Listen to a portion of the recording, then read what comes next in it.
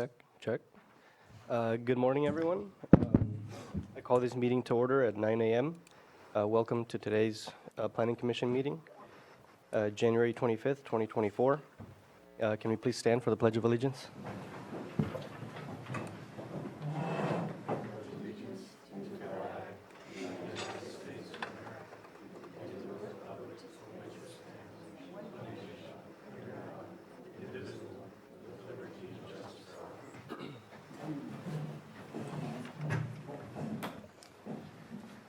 Can we get a verification of legal notice? Yes, everything has been properly noticed. Moving on to consent agenda, we have one item. I noticed in the minutes, it says there's a list of people who spoke on item 6C. And the last one, it says is Marilyn Hendrick. It's actually Marilyn Holdenreed. So I'd propose we make that one amendment to the minutes. Mr. Chair, although I was not at the meeting, I have reviewed the video and feel prepared to vote on the minutes. Is there a motion on the floor to approve the minutes as amended? Yes. I second. All in favor? Aye. Aye. All opposed? Motion passes. Moving on, we will move on to public input. And any person may speak for 3 minutes about any subject of concern, provided that it is within the jurisdiction of the Planning Commission and is not already on today's agenda or scheduled for a future public hearing. Speakers are requested to legibly write your name in the sign-in sheet at the podium and state your name for the record. And again, that is for any item that is not on today's agenda.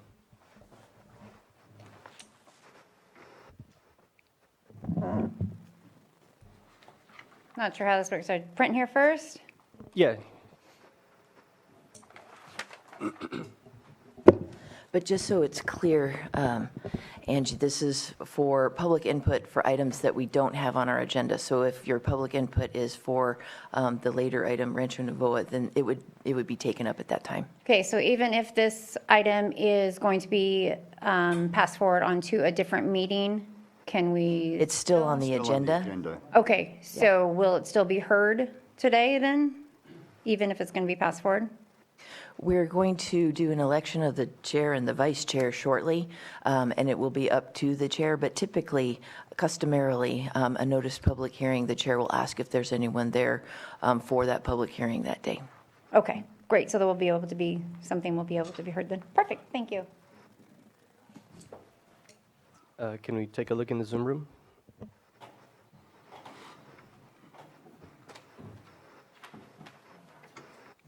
Seeing no hands in the Zoom room and nobody in chambers, I will close public input and move on to our first item, which is election of chair and vice chair. Mr. Chair, thank you for your couple of years of service, or year and a half, whatever it might have been. It was well done, and thank you for taking on the additional burden of being chair. But I would like to, for the next round, nominate Commissioner Price as our incoming chair. Second. All in favor? Aye. Aye. All opposed? I take it. I will gladly take over. I appreciate it. And then we need to nominate a vice chair. Correct. I'd like to nominate Everardo Chavez as vice chair. I'll second. All in favor? Aye. Aye. All opposed? Motion passes. Excellent. That was our election. We're just going to shuffle real quick, and we'll be right back.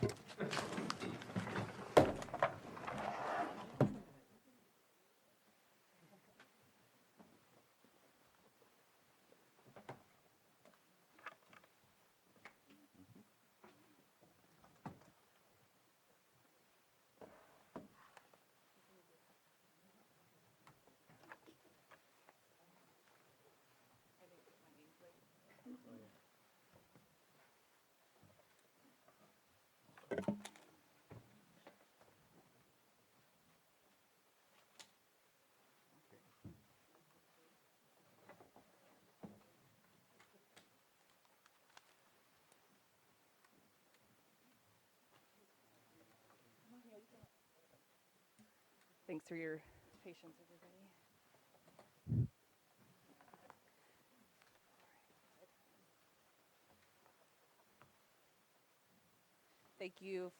Thank you for your patience, everyone. We are up and moving. Sam, can you hear me on the mic? Not yet. Now you're ready. Thank you. All right, here we go. Good morning, everyone. Thank you. My name is Christina Price. I will be your chair moving forward on today's meeting.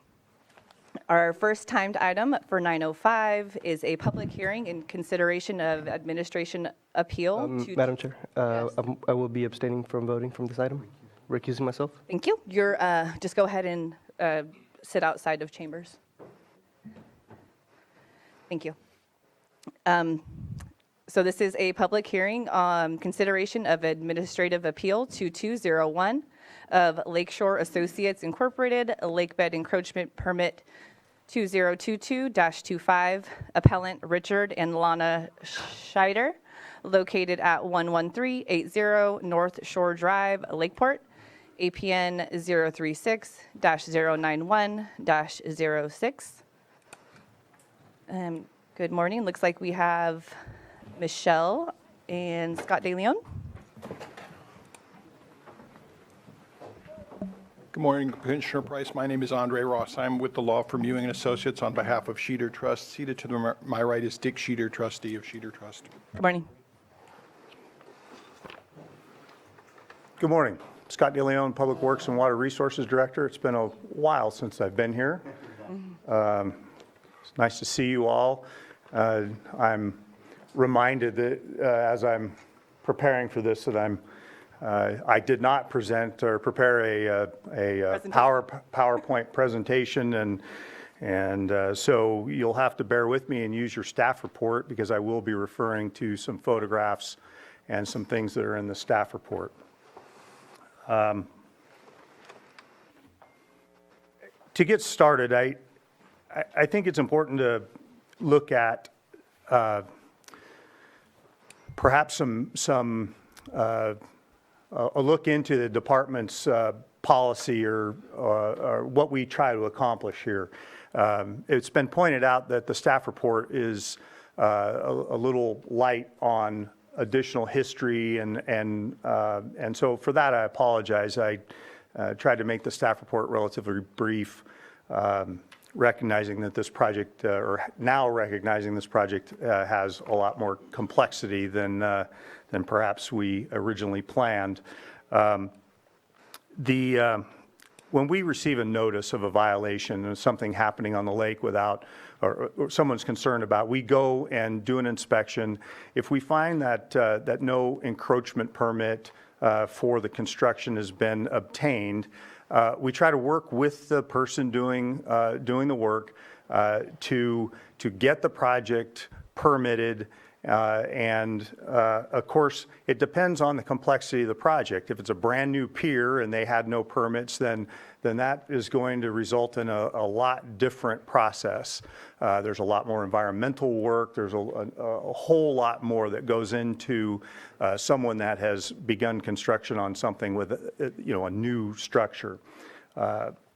In this particular case, this is an existing pier. The property owner was performing some maintenance work on it and some bolstering of the existing pilings, and they were doing so without a permit. The neighbor contacted us, let us know that something was happening there and they were concerned about it. We ultimately made a site inspection and found evidence of new construction. And if you look at your staff report on attachment 2, there are a couple of photographs of the pier, and you'll see some freshly poured concrete squares around the base of the pilings. There's 2 of them there. You can see that the concrete was formed, or the structure was formed, the bolstering was formed, and it was poured. We received information from the property owner that those were reinforced with steel, so they're reinforced concrete piers or piling, or pads around the base of those pilings. We issued a notice of violation. It is attached to the staff report. In that notice of violation, we tell the applicant or the property owner that, whenever practical, we try to handle these with what we've termed an after-the-fact permit. Basically, what they have to do is they have to apply for a permit. They have to submit the information to us. We review it. And upon our review, if we find that this would be something that we would normally issue a permit for, we will issue it after the fact. And again, it depends on the complexity and the scope of the project. This project, in our opinion, was relatively minor, and it qualified for this after-the-fact permit. Perhaps in the future, we'll change the name of that, but everything that was put in the notice of violation and use the words after the fact. So I'm not going to change that right now. That's what we're calling it. Again, upon our review of the information that has been provided, we make a determination, is this something that we would have permitted had they applied for a permit prior to the beginning of the construction? And again, in this case, we felt that it was. The property owner submitted an application. I am sorry that I didn't include it in the staff report. I can give you a copy. I can give Mr. Ross a copy. I know that he was interested in that. There's not a whole lot to it. It talks about when they began construction and there's some questionnaire. I think the most important thing on this date, on the date of the application, is it was 6/30/22. So our notice of violation was sent June 24th, 2022, and we received their application on 6/30/2022. So regardless of the whatever's in or not in the application, the point is that they were very responsive to the notice of violation, which we appreciate because it allowed us to try to move forward. After review of the photographs, review of the work that was done, it was staff's opinion that this after-the-fact permit could be issued, and we planned to issue it. And in accordance with our procedures, we notified all the neighbors that we intended to issue this permit and gave the neighbors the opportunity to appeal that decision, which the neighbor, Mr. Scheider, thank you. Mr. Sheeter, I apologize, sir. Mr. Sheeter submitted a timely appeal. And so with that, that brings us here. Again, if you have any specific questions regarding our procedure, I'd be happy to try to answer those. And again, I apologize for not having a PowerPoint presentation to show the photos, but I would encourage you to review attachment 2 that has the photos of the pilings and the concrete that was placed to help bolster those.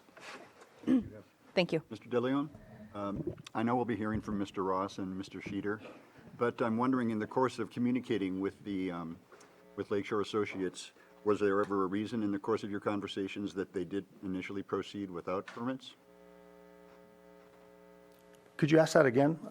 In the course of interacting with Lakeshore Associates, who went ahead and did this unpermitted work, did you ever ask the question why they proceeded without permits in the first place? I personally did not, and I'm not aware that we asked that question. Okay. And perhaps There's some if they're days. here, they can answer that I question. believe the two of them are here, yeah. Okay. Can we ask it now? Yeah. Would you mind stepping forward to the mic? Please be sure to state your name. Good morning, Ed Mercier. I am the president of Lakeshore Associates.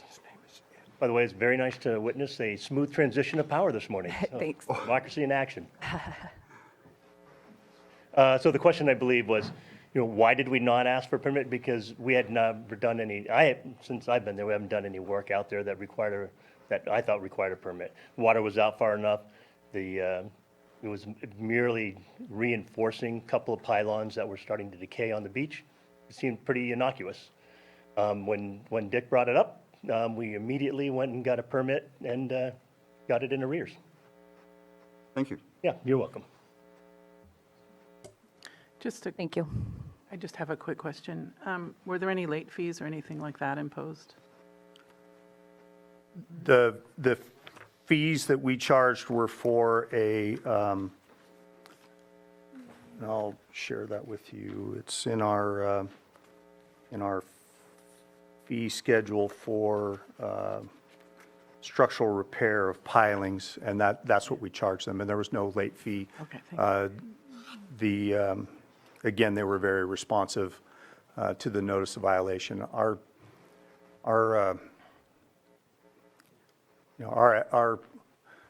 approach is to try to work with people to get things done.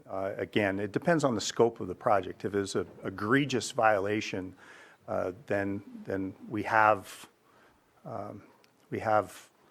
tools, we have ways to charge. And in fact, if you look at the notice of violation, it talks about a $100 fine, and if they don't comply in a timely fashion, that fine can be imposed per day. Again, we felt that their response was timely, and again, it's the nature of the project. Okay, thank you. Bless you. Director Leon, may I ask a question about the penalty fine? Did the applicant pay the $849 application fee referenced in the notice of violation? They did not. What we do when we send the notice of violation, that $849 fee is the standard fee for a lake bed encroachment for a new structure. When we found that the project was what we considered structural repair, we called it dock repair fee. The fee for that application is $425. So that's the fee that they paid. And again, upon receipt of additional information about what the scope of the project was, it didn't merit a full lake bed encroachment fee. Mr. Ross, this is not an opportunity for cross-examination. If you would please address any comments to the commission. Certainly, that's not a problem. Thank you. I'm trying to understand Director De Leon's answer. I apologize. Thank you. And Commissioner Brown, I believe, Yeah, has something I'd to like say. to follow up. That was a question I had. And so the second question I have in terms of the scope of the work, what would have been in a fashion where the applicant came to get a permit, how would have that proceeded? Would there have been a notice to the neighbors? How would that played out? Fairly similarly, we would have received the application. We would have gone through a process involving the building department, perhaps, depending on, again, if they were going to require permits for something. I don't know if they would have required it on this particular project. And we would have gone through a process to determine if we could issue a permit. And then before we issued the permit, yes, we would have notified all the neighbors that our intent to issue a permit, and we would have been through this same process. And to follow up, and so why I'm asking this question is so we've had several changes to various laws governing CEQA. And so in a situation where a new permit or a new project is going to come forward, so we're not having an opportunity to review cultural resources impacts, because the work went ahead without any type of review or comments from anybody who potentially is interested. So my concern is that with the permit coming after the fact, you're kind of going to render some of that comment moot because the work is already done. And so that's where I have a concern with, again, coming back on the backside and then issuing the permit and saying, we've remedied the situation. Right.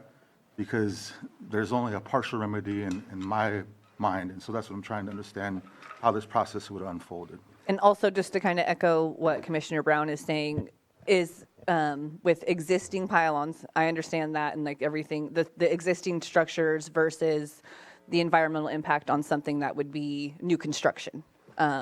So is there can you elaborate on that a little bit for him or for us? Well, so new construction receives a significant amount of environmental review, to include Right. cultural resource, biological resources. There are a number of rules surrounding the driving of piles and the actual construction window of when things, and those are all related to environmental issues and specifically the hitch. In this particular case, you look at the photographs, there was no vegetation removed. It was in an area that was beach. It already had a couple of pilings driven. Had they given us a permit up front, an application before the work, it likely would not have received a whole lot of environmental review because there was nothing really being disturbed. So again, I go back to, it depends on the scope of the project. Clearly, if it was a brand-new structure, they had removed tules or other vegetation, or something of that nature, it would have there would have been a completely different process, and I suspect, I don't know what would have happened if they had gone in and had removed a whole bunch of vegetation. Yeah, and to follow up again, and so we're talking about existing pilings. That doesn't always equal the exact same footprint. And so that's the concern. And so the time this original dock was put in, I'm sure the picture that we're looking at here in attachment 2 is not the same as when this dock was first installed. And so that's the concern, is there's been change, and we have to understand that. And so as it looks at it here today, there's nothing, no vegetation on this shoreline, which is the situation in real time. So those are just the kind of concerns I think about when I'm looking at this. What did we miss? What was the opportunity for the community to comment and raise this issue without it having to come in this fashion? So those are what I'm trying to understand. Mm-hmm. Any other discussion before we talk to the appellant or open it up for public comment? No, I share Eagle's concern, and I think this would be the case if it weren't an existing structure, but it seems like we shouldn't be punishing people for maintaining their docks and piers. I think just this past week, we had a dock floating free near the state park, and that's going to do a lot more environmental damage than, so those are my comments. Thank you. We will, did you have anything to add before we open it up for public comment? Certainly, I have submitted a written brief to the Planning Commission with a number of exhibits. I've also submitted at the onset of the hearing this morning a 1970s era photograph of the subject dock, which is the only photograph in this record that shows conditions before the pour. Director De Leon's photographs show the pour that is the subject matter of this appeal. The reason the photograph that was submitted this morning is important is that the commissioners can see from the photograph that the original configuration of the dock included wooden piers drilled down into the dirt, the beach area, and there were no concrete pads or foundations installed in the structure during the 1970s. Director De Leon's photographs correctly show the quantity of concrete poured in support of the 80-year-old dock, and the quantity of concrete poured without a permit is not insignificant.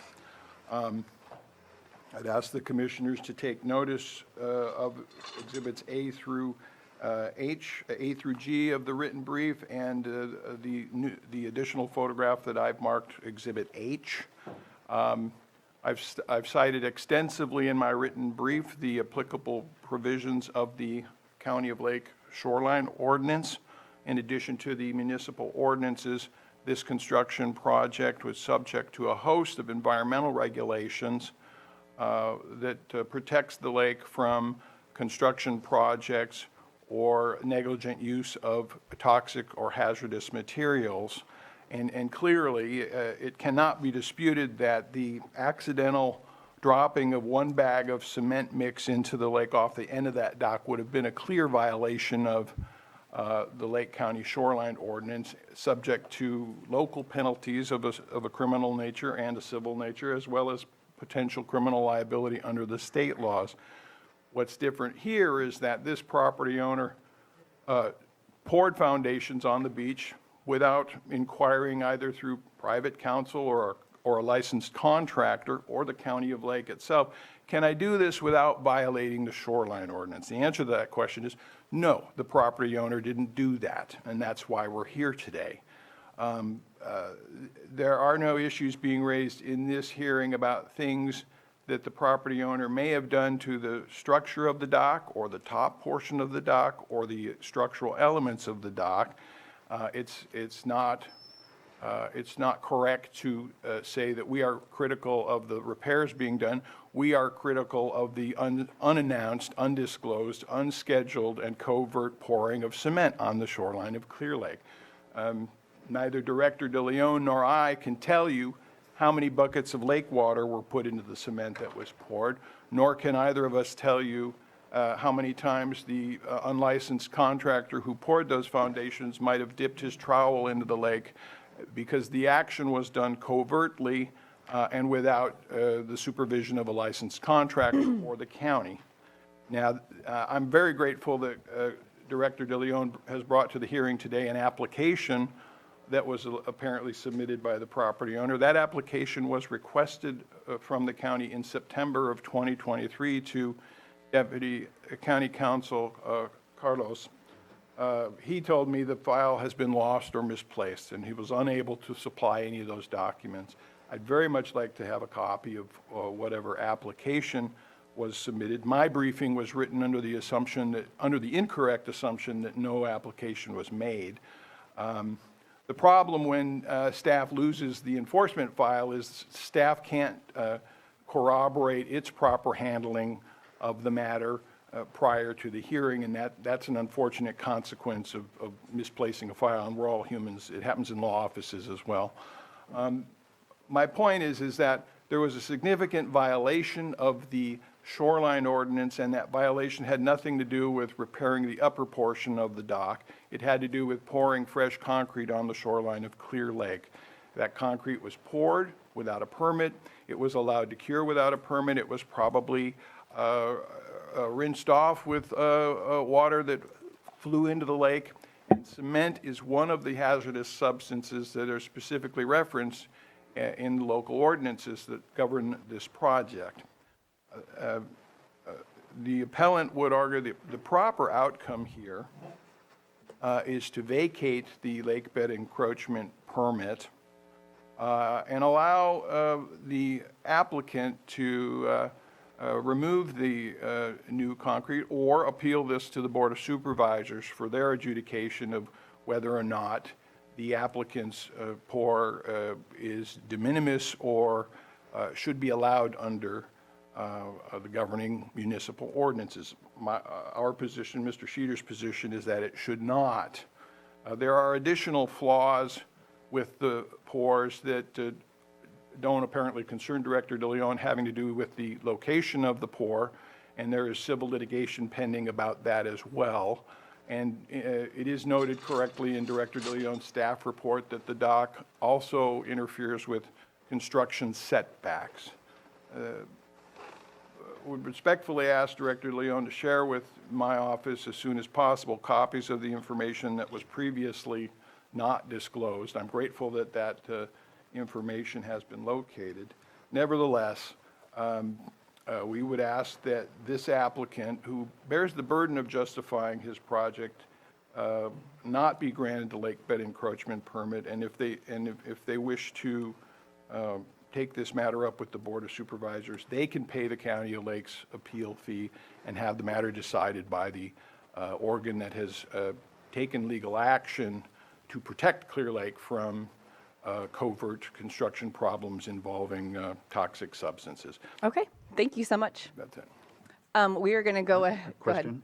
Mr. Ross, are you suggesting that the remedy would be to vacate the application? Yes. And then make Lakeshore Associates simply do everything over again? Well- Because it's. Or to demolish the, May I, sorry. Mr. Ross, may I just finish my question? The original. May I finish my question? Okay, may. Thank you. Director De Leon has implied that had they approached the county first with their application to get a permit, it would have been approved. And if the remedy, in your opinion, is simply to make them tear it out and do it all over again, with the expectation that that process will be approved, what is that really accomplishing?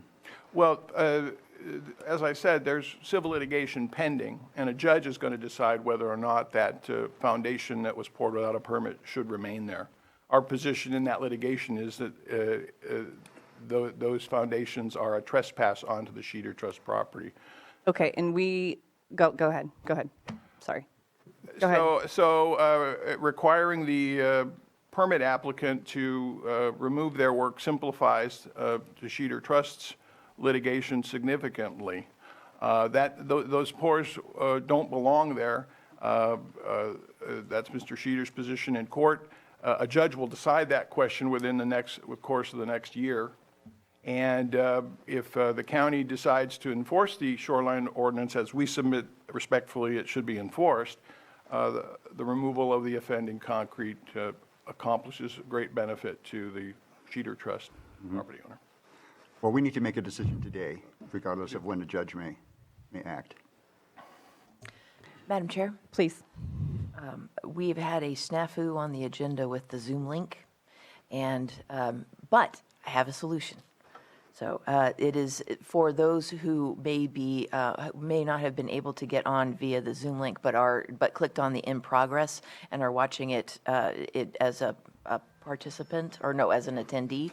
They are able to get onto the Zoom room by going to try that link. It's not going to work, but it will say a little bit, about halfway down, it'll say, I'm not the meeting host, and it has a link for join meeting as an attendee. If you join as an attendee, it will then ask you for a webinar ID and the passcode, both of which are available on the agenda, and that will bring you into the Zoom room as an attendant. Thank you, Director. Thank you. Any other comments before we open it up for public? Go ahead, Commissioner. Yes, I don't think that public funds should be spent on doing surveys. Am I incorrect here? I mean, if the issue is really a property line issue, then I don't think that it's appropriate for our department to be making that call. I don't think that's appropriate use of public funds. That's my comment. If I may piggyback on that comment, the staff report does make a reference to that this pier dock structure has been involved in neighbors' disputes since the late 1950s. We're not here to adjudicate that either. And if I could also add, the staff report also describes the structure as non-conforming. We haven't hidden from that, and it doesn't comply with the current ordinance for setbacks. And in fact, it crosses over the property line of the neighbor. However, the ordinance does allow for non-conforming structures, and the ordinance allows for the maintenance and repair of non-conforming structures, and we believe that this is included. The work that was done was, I'm using the word minor, it was minor enough that it did not expand the footprint. It simply provided some additional support and protection to the existing pilings, and that was our decision, and that was the decision that we used to issue the encroachment permit. Thank you. One comment. Director De Leon made his decision based upon one set of photographs taken at the time the citation was issued. Director De Leon didn't have any understanding of the configuration of the dock before Okay, the photograph. thank you. And I know when you that- make a decision on incomplete information, you sometimes make the wrong decision. Thank you. We're going to go ahead and open this up for public comment. Anybody who wishes to speak on this item is welcome to approach the podium. Do we have any hands raised in the Zoom room? You're welcome to approach the podium. Please, I don't know if there's a section where I participate otherwise. this is kind of your time. You're going to is have it. 3 minutes, but please state your first and last name for the record. Sure, it's Edward Mercier, President of Lakeshore Associates, and good morning. And let me just apologize. I think the commission is being, used for this ongoing harassment between neighbors. There was an easement that was put in place in the 50s, and Mr. Sheeter's been attempting to find a way to be able to vacate that easement. And so he's going to have that, before a judge at some point. We've only been there for the last 20 years. So I haven't been there the whole time that's been in dispute. But I apologize for not having the permit done early on, because if water was out so far, I didn't realize that just reinforcing the footing was important. I appreciate the county of coming out and being responsive to helping us remedy that. And again, I apologize for this commission being leveraged like this. Thank you for your comment. Anybody else in chambers? Ruby, anyone? You're welcome to approach the podium. This is public comment for the current item that we're on. And don't, please make sure you sign in and state your first and last name. Well, just from listening to this, I didn't attend here to listen. Did you state your first and last name, please? Oh, T.G. Koski. Can you, and into the mic so we can all hear you. I'm sorry, there's just a lot of moving parts. T.G. Koski. Thank you. Hi. But just listening to this case, it seems at this point rather punitive to have him take it down to, because he didn't follow the rule. I think this case is important because it seems to me in the future there'll be other cases like this, because there's a lot of docks on the lake that probably will need some structural change. But to say, let's take it down, seems to be contributing to the possible contamination of the lake, tearing it apart and all the debris and everything else. It seems ridiculous to me to put somebody through that. It's done, it was a mistake, and they're trying to remedy that. But I do think this is a possible important case for the future, because this is going to come up again. That's what I say. Appreciate your comment. Thank you. Anybody else? Ruby, anybody in the Zoom room? Participant on Zoom, Zach, please state your first and last name, and you'll have 3 minutes.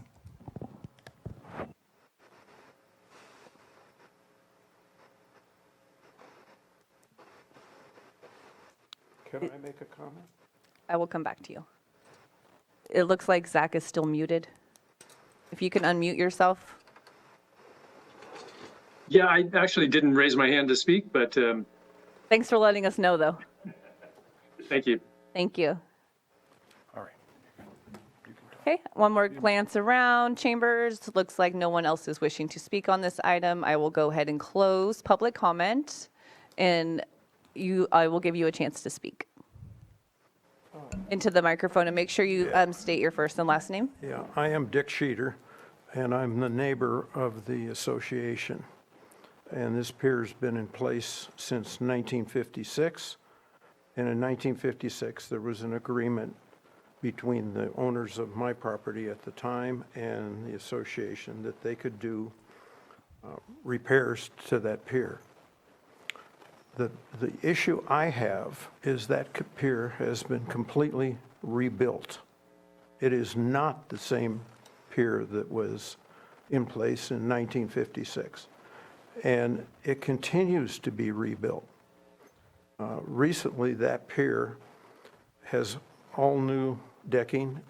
Over the years, it's been expanded. Over the years, it's been lengthened.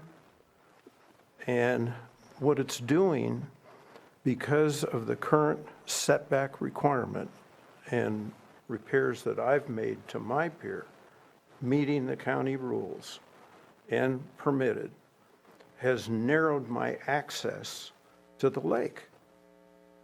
I have trouble mounting a sailboat and getting it through the narrow path that's being created because of the changes over the years to this pier, including the replacement of wooden pilings with cement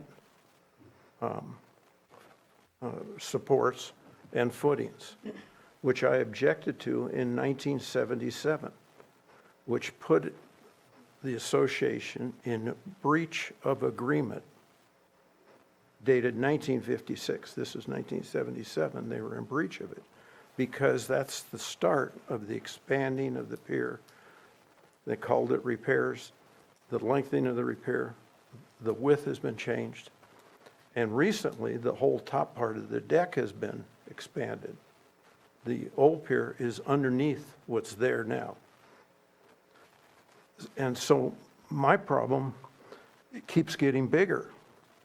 And to my knowledge, there's been no permits granted for it, even to begin with, or with the current issues other than the footing that's been granted after the fact. And it's causing us a problem. We put in a boat lift. We had to maintain the 10-foot setback. We recently applied for a permit to put in a jet ski lift. And I asked that the lift be put in on the opposite side of my pier. The pilings would be outside the 10-foot setback, but the forks would overhang the 10-foot setback. That was denied. So I put it on the other side, which is going to make that narrow path to the lake even more problematic. So I live by the rules. I live by the rules that the county set, and I'd like those rules to be enforced consistently. How you pour cement footings within the 10-foot setback that's now in place since 2000, I think, Scott, is amazing to me. The rules need to be followed consistently. Thank you. Okay, we will bring it back to the commission for discussion. And do you have anything to say yet, Commissioner Hess? A comment on Mr. Sheeter's comment. I certainly respect what you say, sir, and I believe you in terms of past provocations and bother. But the only issue before the commission today is this one issue. I got you. And we can't look backwards at changes that were made 40 years ago or 30 years ago. They're the four corners of the issue that's before us today. And I just wanted to be clear that we heard you. However, it's a much narrower topic that we're charged with dealing with today. I just gave you some background so you could maybe see my position. Sure, appreciate that. And Scott understands. He's been to my property. Okay, Commissioner Field? No, I appreciate your comments. I understand it better now. Thank you.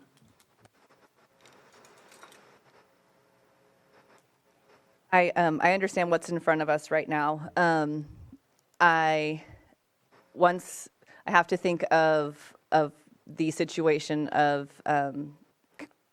Mr. De Leon going out there, seeing what had happened, and going and issuing or saying that it would go ahead and it would have been fine to go ahead and do the work, issuing the permit thereafter the fact. If that remedies, if you've been out there and have a visual and you feel that that is sufficient, that's kind of where we are at with this. I do appreciate the public's comment on the future of this is going to be ongoing problems, people wanting to repair their decks, or their piers, whether it's pylons, whether it's cement, fixing the boards.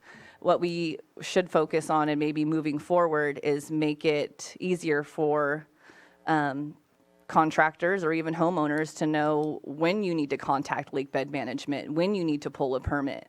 If you have a question, instead of going ahead and doing the work, a simple phone call, not a problem. I do appreciate you being very punctual with the notice being issued, and then within a week and a half, you already were out there addressing the issue, did the permit, and this is where we are at. So do I think it's kind of a slap on the hand? Absolutely. But with things being the way that they are, I think demolishing the concrete and mitigating it that way is just clear as mud. So I'm pretty firm on where I stand with this. Commissioner Brown? Thank you. I have a hard time with the way this has been handled. I understand there's a process to remedy, but to make mistakes, just allows for additional mistakes to happen. My concern, again, is that we have to follow the laws as they're written in that moment. And so for myself, I can't support the applicant. I don't like the fact that we're rewarding after the fact the mistake, however minor we want to look at it. I understand the comment of tearing it down is a little too much in my mind as well. And so trying to find a balance is for myself, not an easy place to be right now. But as it stands, I'm not prepared to support the applicant at this moment. Thank you. I respect my colleagues' comments, of course, and you're our touchstone when it comes to tribal and cultural resource matters. And if the scope of this violation were any larger, I would probably be opposed as well. But given the nature of the pour and the way it was adjudicated, I'm comfortable making a motion at this time. Okay, floor is yours. I move that the Planning Commission find that the lake bed encroachment permit 2022-25 applied for by Lakeshore Associates for work performed on a lake bed structure at 11360 North Drive does meet the requirements of Chapter 23 Shoreline Ordinance and deny the appeal 22-01 and direct Water Resources staff to issue the permit. Second. All in favor? Aye. Aye. Opposed? Opposed. Motion carries. I cannot find a note. There's appeal language. Where's it at? It's not on my report. It's usually on there.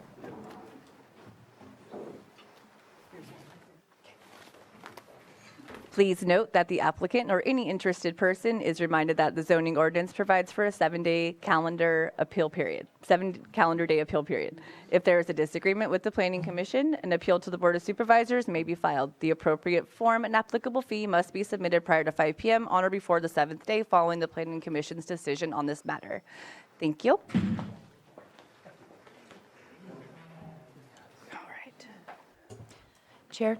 Yes. If I may, I'd like to just make that announcement on how to get into the Zoom room prior to each item, in case excellent. anybody's just tuning in.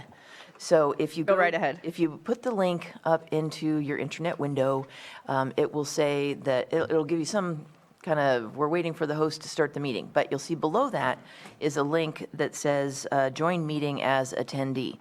If you click on that link, it will then take you to a window where you fill in your webinar ID and your passcode, both of which are available on the agenda. That will bring you into the Zoom meeting as an attendee. Thank you. Thank you. And it has been brought, hold on one second. So in regards to item 6E on the agenda.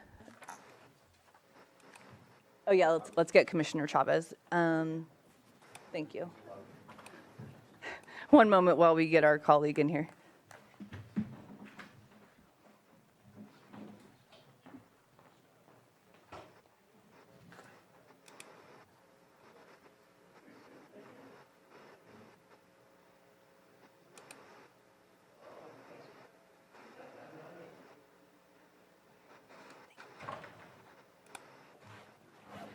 Is he out there?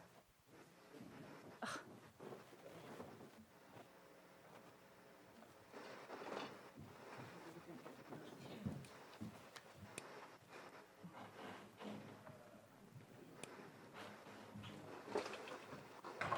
All right. Thank you for your patience, everybody. Our next item is a public hearing for consideration of proposed major use permit, UP 21-27, and mitigated negative declaration, IS 21-27, for approval of 21,600 square feet mixed light commercial cannabis cultivation. Applicant is Sky High Farms, Kathy Christ, located at 10788 Sky High Ridge Road, Lower Lake, APN 122-340-02. Good morning, staff. Good morning. Our principal planner's running to grab the flash drive. Oh, excellent.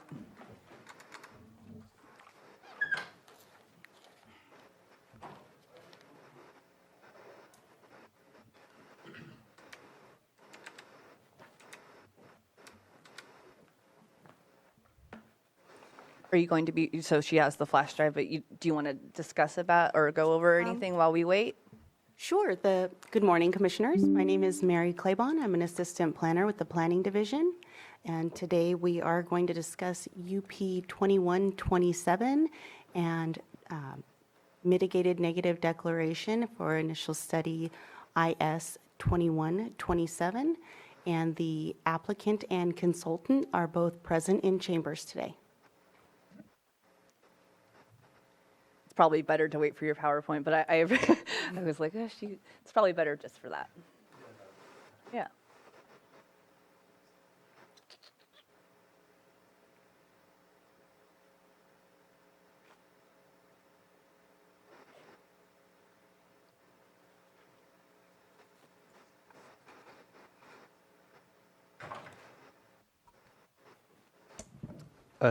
Also have a comment to make. I did visit the site for this project, so sometime last year in the summer.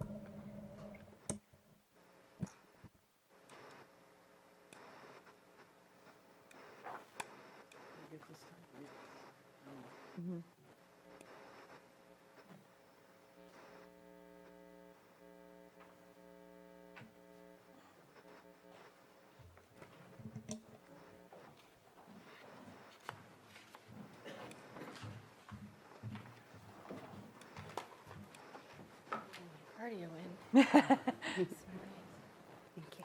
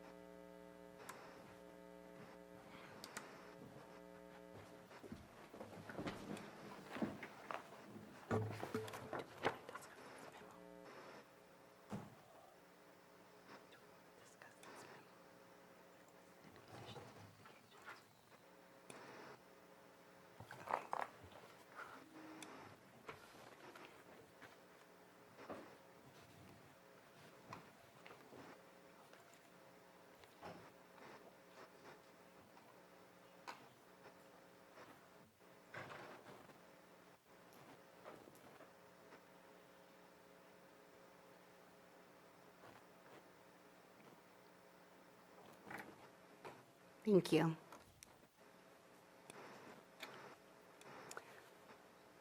The agenda today will consist of the permit request, the project scope, site description, project aspects of interest, cumulative impacts, and recommendations and conditions.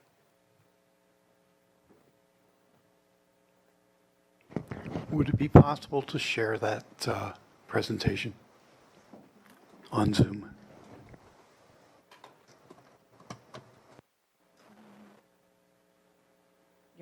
I believe you have to exit out and then go back through Zoom and then share screen.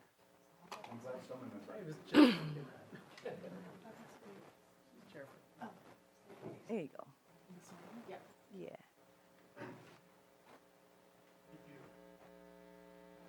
And then full screen. Awesome. We good to go, Sam? Page. All right, excellent. Floor is yours. Yeah, just press the left arrow button. There we go. Thank you, Ruby. Thank you, Ruby. The project proposes a total of 21,600 square feet of mixed light cultivation within 22,000 square feet of cultivation area with an A-type 3B mixed light license and one type 13 self-distribution transport-only license. The parcel size is approximately 27.16 acres.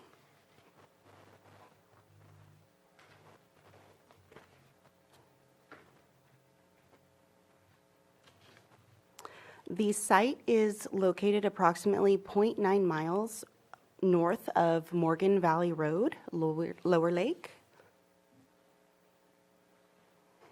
The zoning designations include rural lands, and base zoning is also rural lands within the Lower Lake Planning Area within Supervisoral District 1.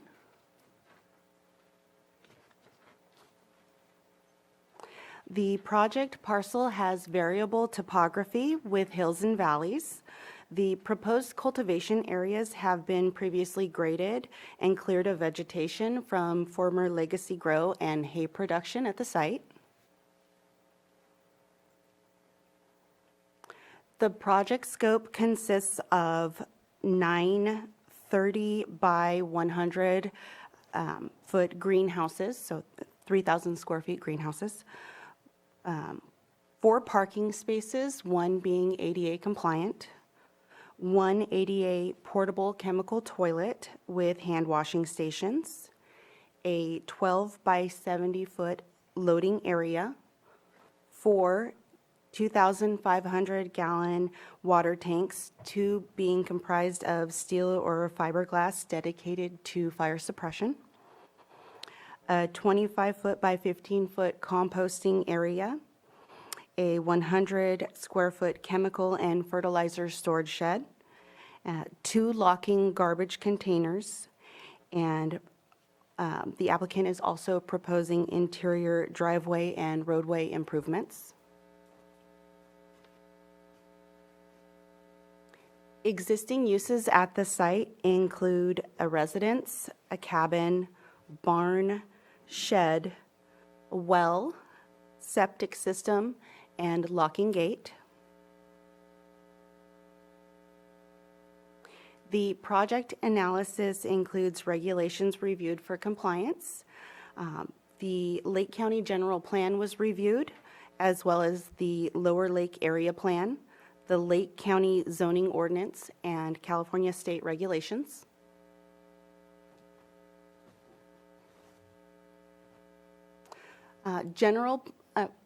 Lake County General Plan policies were reviewed. There are no conflicting policies within the general plan, and there are no specific policies addressing commercial cannabis cultivation within the general plan. The general plan goals and policies reviewed include Chapter 3 Land Use, Chapter 7 Health and Safety, Chapter 8 Noise, and Chapter 11 Water Resources.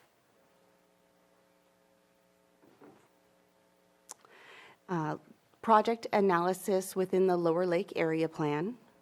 The applicant has provided a water availability analysis and drought management plan and is required to adhere to the California State Water Resources Quality Control Board Cannabis Cultivation Policy. Whew, that was a mouthful. Requiring runoff to be retained on-site, mitigating off-site downstream drainage impacts. A cultural resources assessment was also provided by the applicant.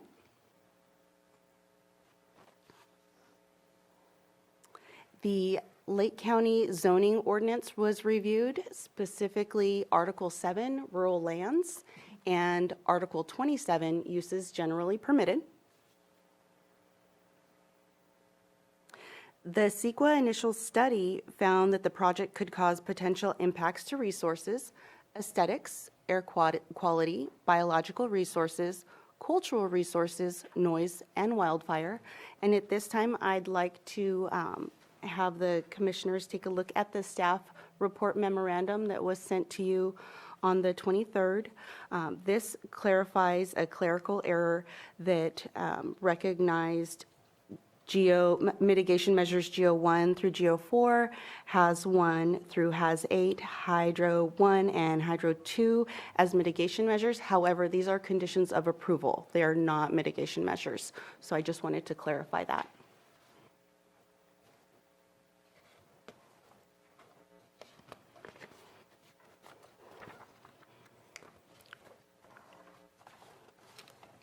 Oh, skipped a page. So a mitigated negative declaration is the proposed CEQA environmental determination for this project. Identified impacts can be reduced to less than significant with mitigation. Public comment period occurred from January 31st, 2022 to March 3rd, 2022, and the mitigations are outlined within the staff report attachments to draft conditions of approval and attachments for draft initial study.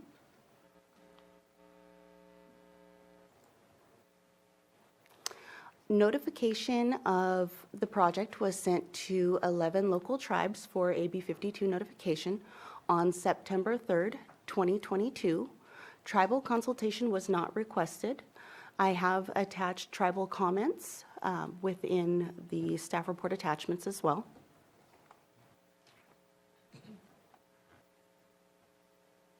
Points of interest for this project include 4290, 4291 access. This is a mixed light project, so it does have those specific requirements. There is a bridge that is rated appropriately for the project on Sky High Ridge Road. It is a county unmaintained road. The bridge is capable of withstanding 40 tons or 80,000 pounds, and the requirement is 75,000 pounds, so it does meet that requirement. A locking metal gate is installed across the driveway, controlling access to the parcel. Gravel will be applied to the surfaces of a 20-foot wide access road, and a hammerhead turnaround is also proposed by the applicant. An additional... Proposed or intended? Proposed and intended. An additional point of interest is energy use. The applicant's submitted material states that an additional 600 amps would need to be addressed to serve the project with adequate power. An electrical upgrade would be required from the Building Safety Division when applying for building permits for this project.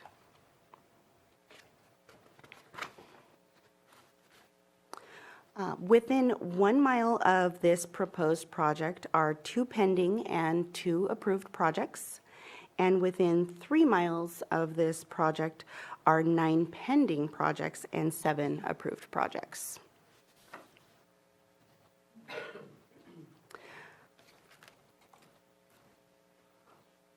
Recommendations. Environmental recommendations: adopt mitigated negative declaration initial study IS 2127 for use permit UP 2127 with findings found in the staff report. Major use permit findings or recommendations. Apologize. Approve use permit UP 2127 with the proposed conditions of approval and with the findings found within the staff report. That concludes my presentation, and I'm open for questions and comments. Thank you. That was great presentation, Mary. Thank you. Any comments or questions for staff before we open it up to public comment? I do have a question. Sure. That's regarding the additional 600 amps the applicant says would be required to do the project. It does say that PG&E is already connected to the site. How will those additional 600 amps be acquired or created, and what's the time frame for that? So PG&E does have extended timeframes, as you know. They can be 18 months, quite some time. There is a process within the Building Safety Division, and I can't speak to that process because I'm not within that division. However, they would apply for that electrical upgrade through that division, and I am not sure of the timeframes in which that would take place. Can the overall project go forward without that additional power? Is that something that would be considered an add-on? And I'm happy to ask the applicant that question. I would defer that question to the applicant based on how they would consider proposing that. One other question. Sure. Were there any green sheets or public comment? There was no public comment for this, and the green sheet was the staff report memorandum. Thank you. Yeah, I had the same concern about the electricity usage, and I thought it might be a question for the applicant, because in the property management plan, it says that Sky High Farms plans to install a solar array at its grow site by August 1st, 2022. So I was just going to ask if that got done. Is the applicant here, or can someone speak to that, please?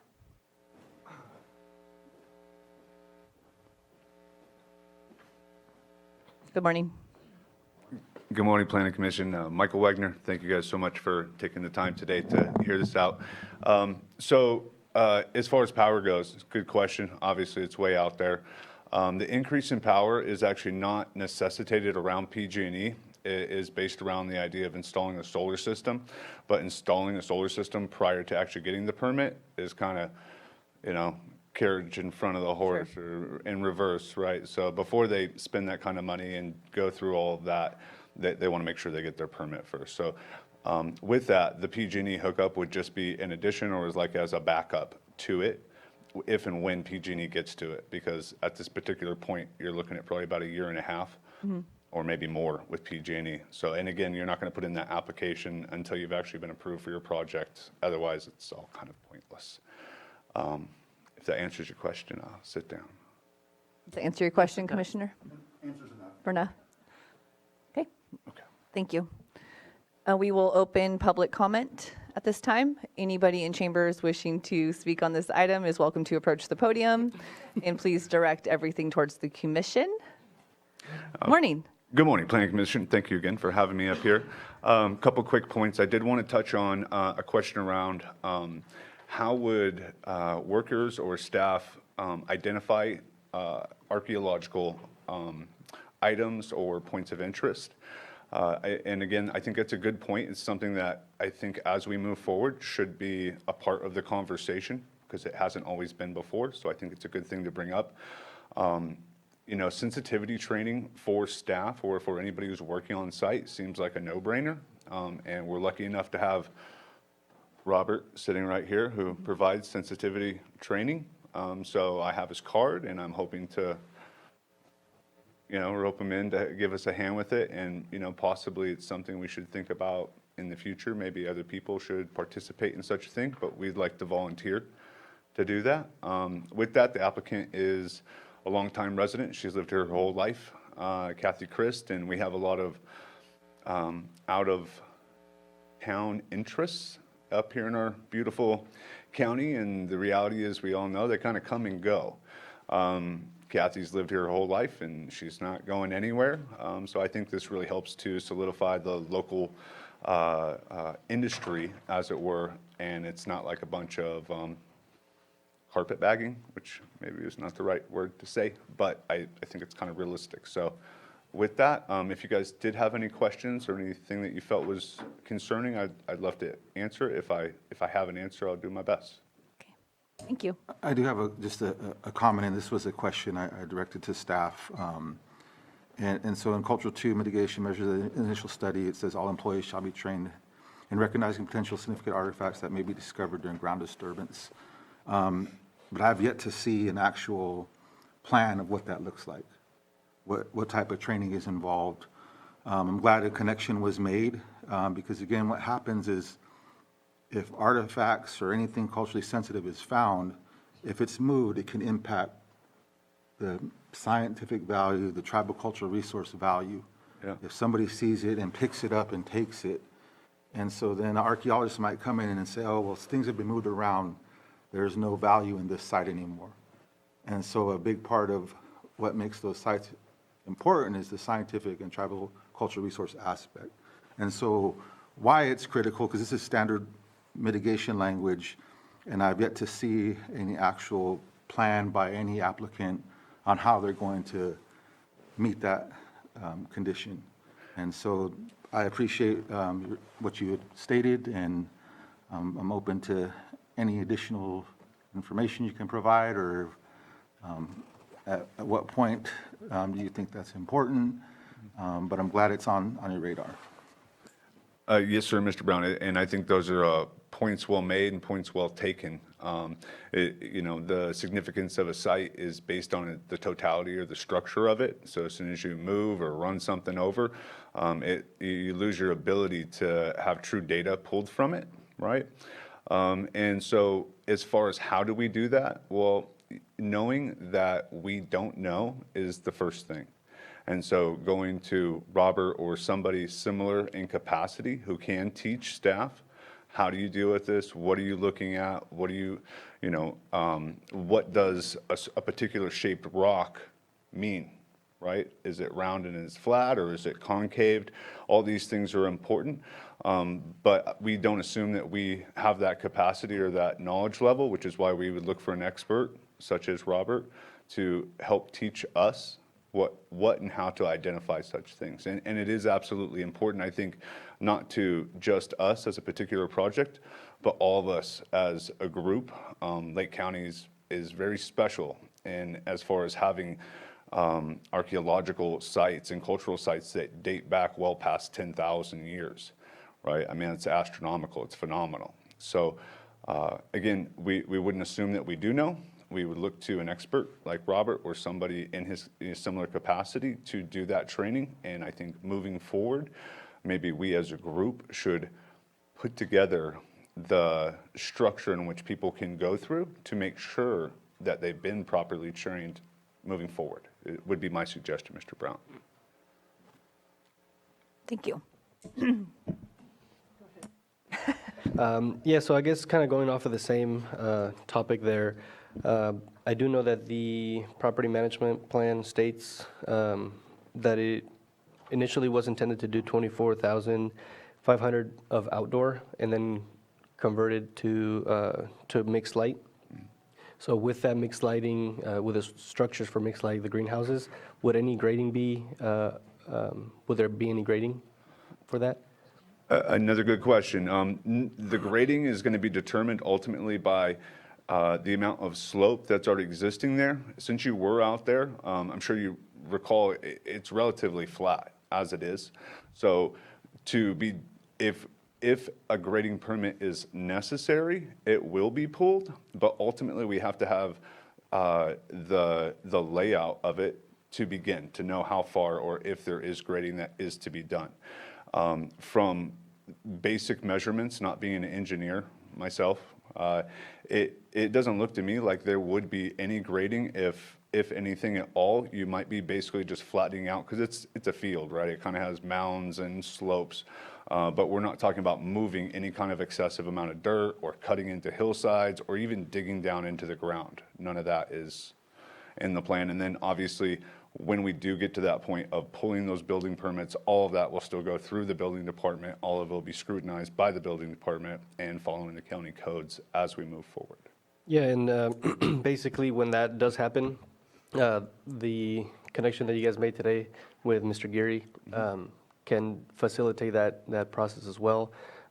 When construction phase does begin, I mean, you have the contact of who to contact, and they would set you up with a monitor, and when any excavation or any, some kind of foundation is going to have to, go for those houses. So I think that that is a way to mitigate any potential issues that can, come up with when construction phase does begin. Yes, sir. And just for, I guess, absolute clarity as far as actually doing any kind of foundational or digging, the proposal is a pier system. So we're not going to be doing a concrete, we're not digging up the whole field to drop in concrete, right? This is basically just drainage rock sitting on top of the existing ground. The only concrete that would be dropped or is proposed is just piers, individually and separately. So again, this is not a giant excavation. This is holes for your posts to anchor them to the ground. Other than that, there's no concrete, there's no, major excavation of any kind. But duly noted, sir, yeah. Thank you. Thank you. Commissioner Field? Looking at the property management plan, the summary states, quote, "Sky High Farms will be a pesticide-free farm." But then it goes on for a page or so about best management practices and how to handle pesticides. So I was kind of wondering, which is it? Well, I think the idea there, Mim, is their plan is always pesticide-free, right? They're going to use beneficial insects. They're going to start off with clean stock, so on and so forth. If then it becomes a disaster scenario where they have, being in agriculture, I'm sure you realize, like, we start off with what our plan is, and then sometimes things go awry. So this is like a plan B. If pesticides were to be used, this is how it would be done. But the general plan is to build a beneficial ecosystem where everything's ticking along, and it really comes down to doing your homework to start with, testing for pathogens, testing for bugs long before they ever wind up on site. But even with all that work, if something goes awry, so that's why it's included there, Mala. Okay, great, thank you for that clarity. And then, it's just kind of a pet peeve of me, the word organic, as you probably know, is a regulated term, and it's used freely throughout this document. So I'm wondering if by the word organic, natural is meant, or OMRI approved? Yes, ma'am. I'm sure you and CCOF would both have a similar question. The term organic is more of just a methodology, and so natural would be a better way to term it. It's not as a distinct definition. And because of your expertise, you are probably the one person who's like, well, let's see. But again, it is absolutely clear, and you're correct, ma'am. It is not a strictly organic site, as in to be certified by CCOF, although that is certainly possible. Sure. Or any other certifier. Thank you. Yeah.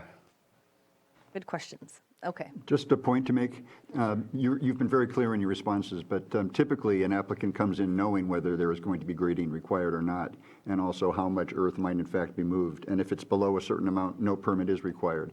However, it's not a deal breaker for me, and I know that there's more to the process with the building department and public works, of course. But some idea would have been helpful.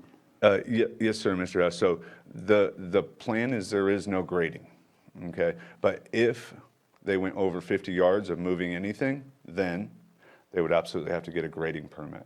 So that's maybe where you see what seems like more of a gray area, and everything else is pretty stringent. When we get to actual construction, just like any other construction project, it's like, oh, it's going to take a day and be 15 2x4s. 3 days later and 45 2x4s later, you're going, oh man, that's not exactly how I had it planned out. So with that, I did try to keep it open enough to take into account possible things that we don't know that could arise, or issues that we might have. But to specifically answer your question, the specific answer is no, we do not plan on doing technical grading, because the permit itself allows us up to, I believe, the 50 yards. So. Thank you for your clarification. Yes, ma'am. We will go ahead and open this up for public comment. And anybody wishing to speak on this item is welcome to approach the podium. Please be sure to state your first and last name, and you will have 3 minutes. Yeah, hello. My name is Robert Gary. Good morning. Good morning. I'm the Tribal Historic Preservation Officer for Habematol Pomo of Upper Lake, and then also the Tribal Historic Preservation Officer designee for Koe Nation. And so I just wanted to clarify a little bit. I think when we're talking about some of the cultural resource issues, I think that that are question in here as far as for cultural sensitivity training. I talked to the applicant. I know Kathy for a very long time. Very good person. With what she's doing, I believe that she really has the best intent. I think for what was going to happen. But with that said, just for clarification, I wanted to make sure that people know that just because what I do doesn't mean that I can go into somebody else's territory, traditional Aboriginal territory, and train, because the practices and the values and the traditions are different. And so I could be used as a resource, and I've made myself as a resource, I think, both here to the Planning Commission and then even to the planners, any way I can help. But I did answer back to this and stated that, it wasn't within our territory, but Middletown would be the rancheria to go. So as far as for needing cultural sensitivity training, it would be somebody from that tribe that would need to come out and do that. So I just wanted to make that clear, is that, we can't just find somebody and check the box and kind of get it done. All of us are all individual nations with different cultures, different traditions, different beliefs. And so somebody from within that territory would definitely be the person to contact. But yeah, definitely give me a call and let me know, and I can give you some numbers of who I think out there could be able to come in and do that. Thank you. Thank you. We appreciate you. Sure. You're welcome to approach the podium.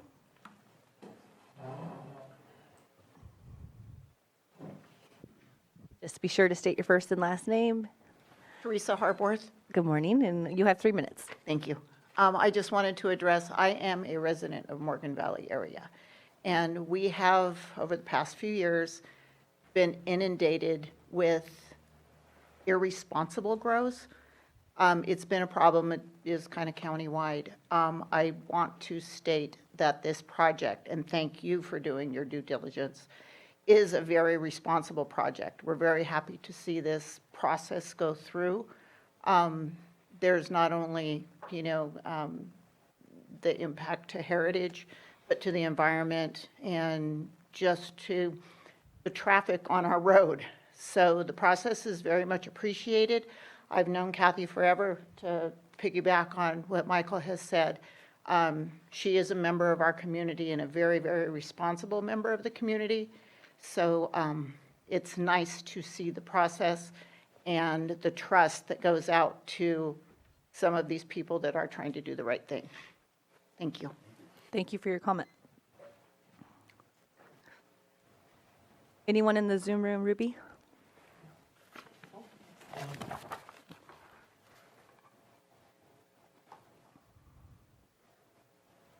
If you are in the Zoom room and you would like to speak, please raise your hand.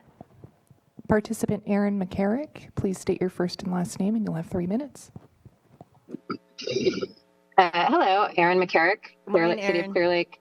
I have a cannabis distribution company in Clear Lake, and just want to support this project. And Kathy, as everyone has said, absolute upstanding member, very patient, will do things on the up and up, will also be successful. She just is such a integral part of the industry already and will undoubtedly make a very good product. And so when we look at building the cannabis industry, when we look at creating successful businesses in general, adding to our tax base, adding to our employment, all that stuff, it is, I have no doubt that she will be one of those people. So 100% support this project. Thanks for the opportunity to speak. Congratulations to Chair Price and Vice Chair Eduardo Chavez. And yeah, she just it's a good project all around, has been very patient with the county and the community development project. And oh, that was the other thing. It'll be really great to have some mixed light cannabis flower in our community. As somebody who promotes Lake County flower, people are looking for that. So again, that element will also help to add to a successful business. Thank you very much. Thank you for your comment. Anyone else in the Zoom room wishing to speak? Please raise your hand.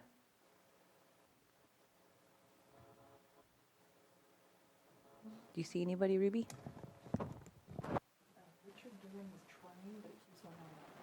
Richard Durham, we are seeing your hand trying to be raised. We're not sure if you are waving or if you're trying to let us know that you'd like to speak. If you could possibly maybe put it in chat or try again. We'll try to unmute you on our end.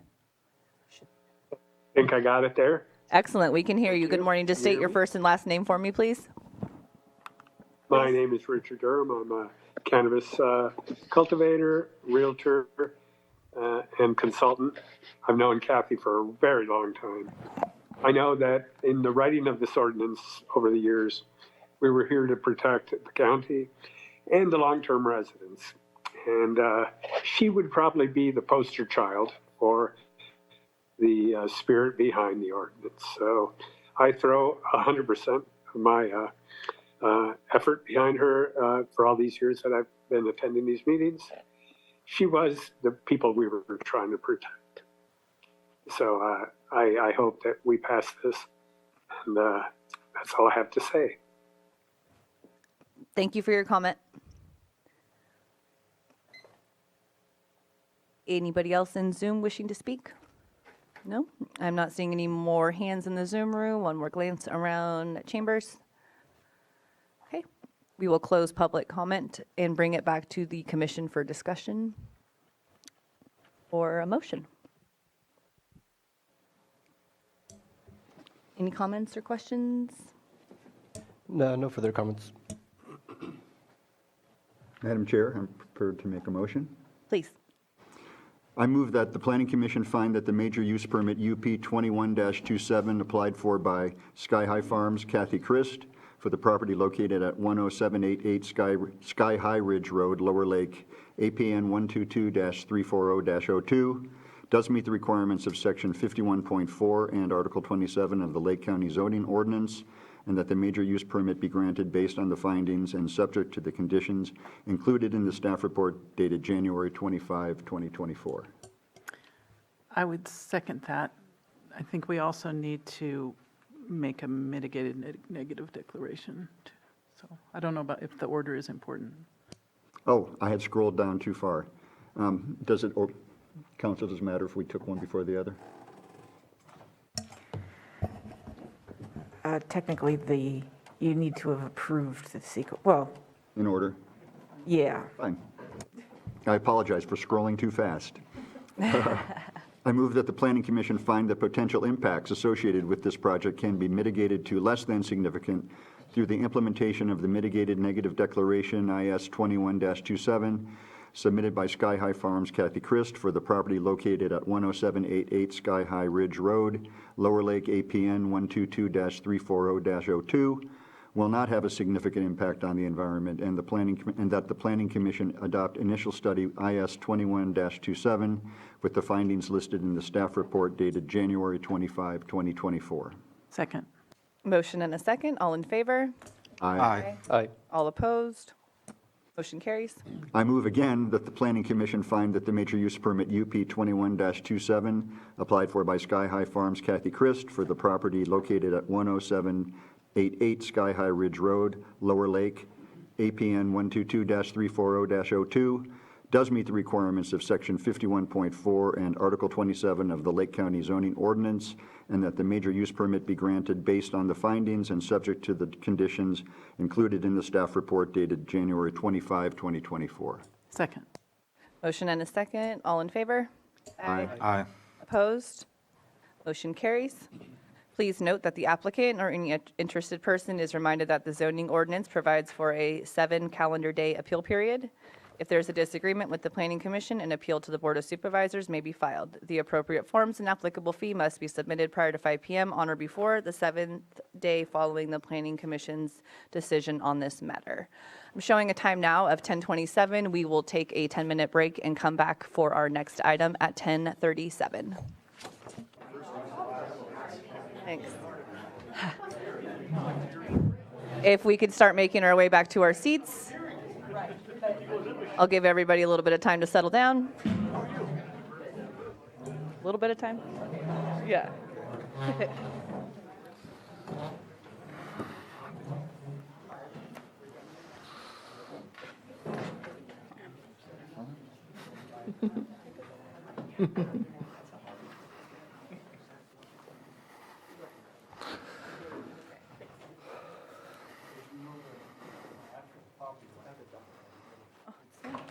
Family emergency.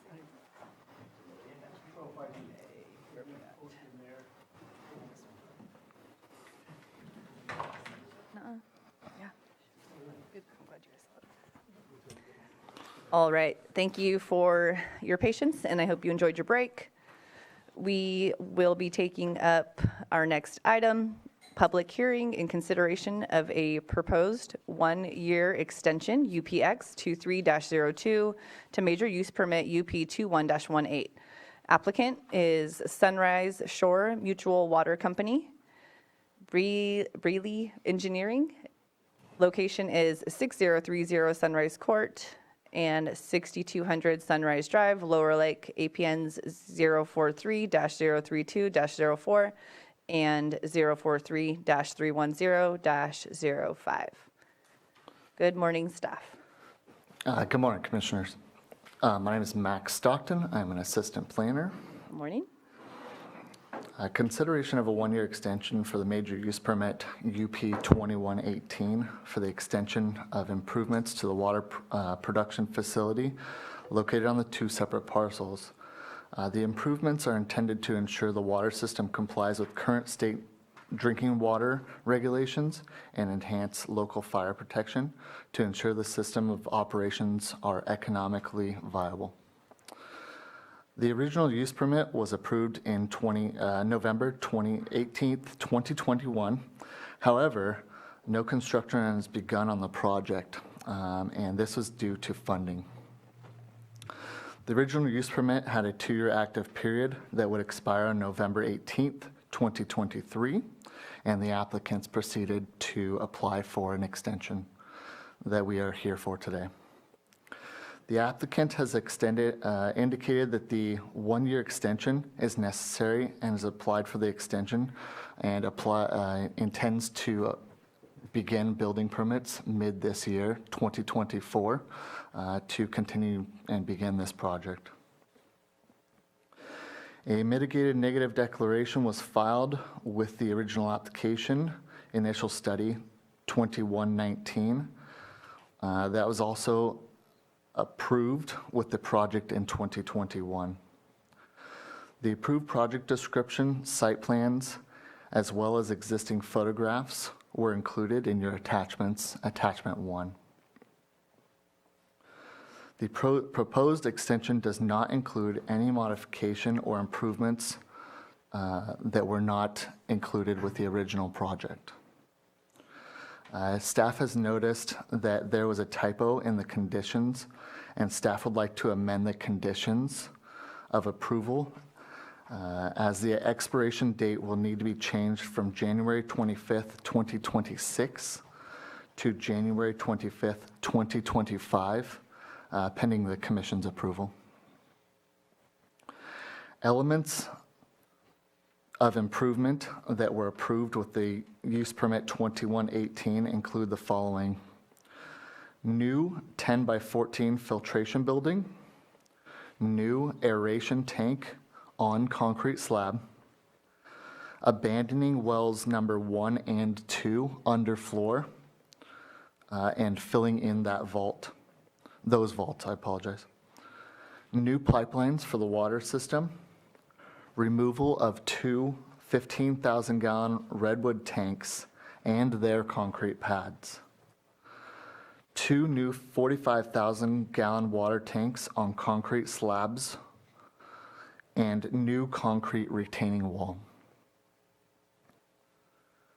Again, the proposed extension does not include any modifications to any of these components that were previously approved. Staff would like to recommend that the Planning Commission approve this 1-year extension, UPX 2302, for major use permit, UP 2118, and mitigated negative declaration, IS 2119, with the findings found in the staff report. Thank you. Thank you for your presentation. Any questions or comments from the commission? Seems pretty straightforward. Okay. I just have a quick question. How do the wells, how do they become vacated? What are they filled with? That is a great question. Just curious. I did recommend that you could defer that to the applicant, but in conversing with the applicant prior to hearing, it is their understanding that it's going to be backfilled with some sort of gravel, most likely, and then possibly tapped off with concrete, but honestly, I don't have an exact answer for you at this time. Gotcha. Yeah, that's kind of what I was thinking, just some kind of Curiosity. gravel and, yeah, just capped off. Yes, sir. Yeah, thank you. Okay, we will officially open it up for public comment. If anybody wishes to speak on this item, now would be your time to approach the podium. Good morning. Please state your first and last name. Thank you. My name is Bob Bisson, B-I-S-S-O-N. I am the president of Sunrise Shore Mutual Water Company. The role is a voluntary role. It's not a professional role. Nonetheless, we do our best when the production of domestic water to behave professionally as we can, and so that's why I'm here this morning. Our original permit that was approved by your board or past members was unable to be used during its initial 2-year existence, simply due to the funding process through the state of California Department of Water Resources. Turned out to be a much slower process than we had anticipated and they had, and so as a result, we were not able to pull a building permit or permits under the use permit in its original 2-year process. And so we've asked for the extension so that we can continue moving forward. And I'm happy to be able to report to you that in December of this last year, just last month, we were successful in actually signing and engaging the funding agreement with the state of California for just over $2 million of 100% grant-financed project. In order to do that, though, we still need to have the major use permit in place. So we do expect in the second half of this calendar year to pull the first of what I assume is possibly a half a dozen permits for the various components of the project. So funding is in place, and I fully anticipate that our efforts and yours will come to fruition here in this calendar year. And I remain available for comments or questions if you have them. Thank you. Thank you very much. Thank you.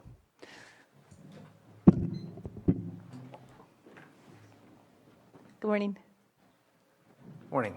Justin Witt from Belgian Race. Just wanted to fill in a little bit on the purpose of the project. So it's a public water system regulated by the State Division of Drinking Water, considered a disadvantaged community.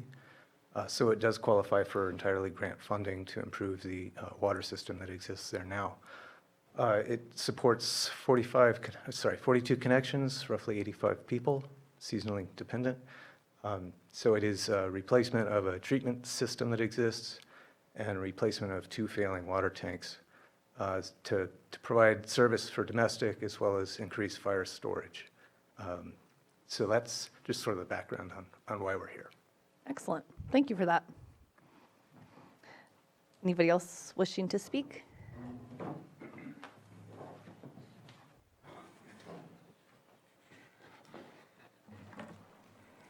Hi, yeah, Robert Geary, Tribal Historic Preservation Officer Designee for Ocoee Nation. Thanks for giving me an opportunity to speak about this. So this came across, and I looked at it on Sequanet, kind of took a look at it and started finding some things out about this. The tribe and the company, I think, are in agreement of, like, as far as for having tribal monitors on site, which is great. But one of the things I think I wanted to discuss here really is the process. I think for categorical exemptions, I think that happen with the planning department here as well. It's just really being able to understand that there are exceptions to those CADXs, right?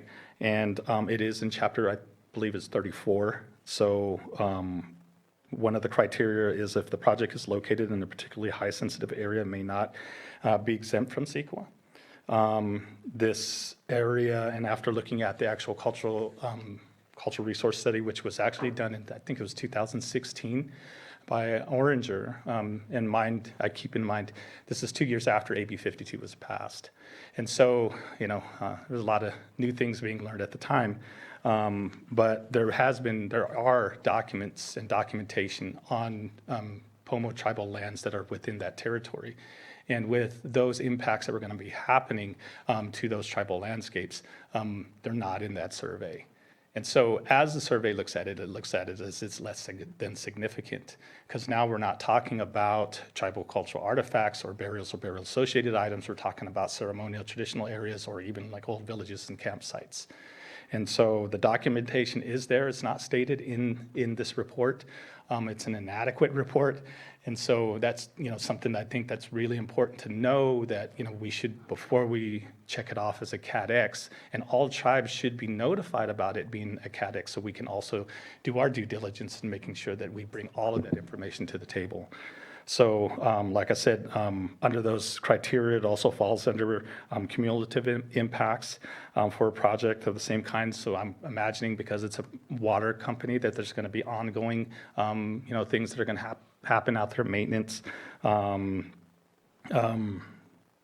else is there? Under unusual circumstances, there's going to be emergency situations where things might happen to those sensitive areas, and substantial adverse effects, I think, to those cultural landscapes as well. So just keeping that in mind, making sure that, hopefully that we can kind of get into an agreement or an understanding that, tribes should be notified, even CADX or not, about these projects that are given that, or even an MND before it gets into the MND, making sure that, all of that information, I think, is given to the commission here. From what I see, I hear, there's new pipelines. I hear, there's a retaining wall. I hear that there's, road permits or grading permits, I think, for the access driveway, I think that's into there. So there's a lot of ground disturbance here, I think, that really has to be taken into account. So I'm glad that there's definitely, like I said, an agreement, I think, between the applicant and the tribe But one of the things I think to keep in mind is that there also are a couple things that are missing. In the mitigation measures, there's cultural resource mitigation measures, and they're just basically placed down into tribal cultural mitigation. That's, you're going to do the same. They're two different categories. They should be mitigated differently. There should be protocols in tribal cultural resources that literally come from the tribe. So I think, like I said, one of the things that are important that I would like to request is to make sure that, anything that's found, because there is an agreement for having monitors out there for ground disturbance, that if anything that is found, that there's a place to rebury anything that's found out there, and that information gets submitted both to the Native American Heritage Commission and then also the CRIS Center for the state. So, anything that happens in the future, we know where that location is, we know, where the sensitive area is, and, kind of all that. But, I just wanted to, and I don't know if I could because I know, but I actually made maps to show the people who documented these Pomo lands areas and where they fall within this project area. So like I said, any projects that happen within that grading or anything, it's going to impact this tribal cultural landscape, which makes it exempt from CEQA. Or, yeah, it makes it, the categorical exemption doesn't apply to this. So with that said, that's just kind of where I'm at. So I'm hoping that, we can kind of get a little bit more wordage or verbiage, I think, on that mitigation measure and making sure that that happens, that we will be providing tribal, and I think it says that we'll be providing training. Also that we have an established or to negotiate a place for reburial, for items that are found, and that is submitted to all the proper agencies. So. Okay, thank you. Yes. I'd like to just make a couple clarifications in response to those comments. Looking at the initial study that was prepared in 2001 and approved, the AB 52 notification was sent out on May 5th, 2021, and the cultural resources study by Oranger and Associates is dated July 28th, 2018. And it looks like consultation was completed with the affiliated tribe, and there is a monitoring agreement. Just wanted to point that out for clarification. Okay, thank you. Additionally, if I could add a little bit of context, our department highly values tribal input. We would never want to proceed with a project with neglect of getting that input. And so that is why actually our conversations with Mr. Geary have been very helpful as we examine our internal processes. So for at least the last year, even if we're going into it thinking it's CADXed, we still send tribal notification through the request for review process, because it is that notice to them that they can then respond to us to say, no, we have reason to think that this does not qualify for a categorical exemption, and then we move on from there. So we do handle that during the project analysis process. Thank you.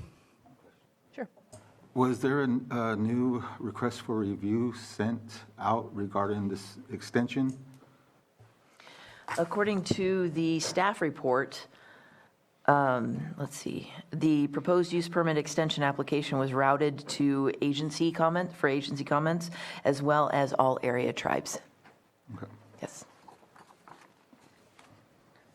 Okay. We still have public comment open. Is there anybody in the Zoom room with their hands raised at all? Okay. No one else in chambers wishing to speak? I will close public comment and bring it back to the commission. So I have several concerns. And again, this goes back to the process, the information, staff's ability to look through the information, properly identify in the initial study where information belongs. And Mr. Geary is correct, tribal cultural resources is a section that should be specific to what the tribe's concerns are, what they see here. And to me, the part of working through all of this is again, hit and miss.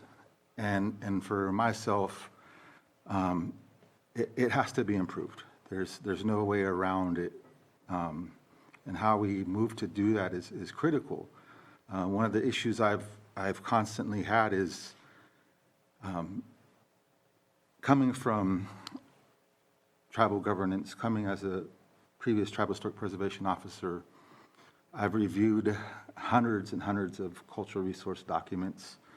That doesn't mean they're all stuck here in my mind that I can pull them out, you know. And these are the typical things that happen and have continued to happen. Mr. Gary stating that the information needs to be submitted. We had that discussion last time about the archaeologists, the consultants, making sure the information gets documented at the Chris Center, at the Heritage Commission, which hasn't been a standard practice for those consultants, the archaeological consultants, not all of them.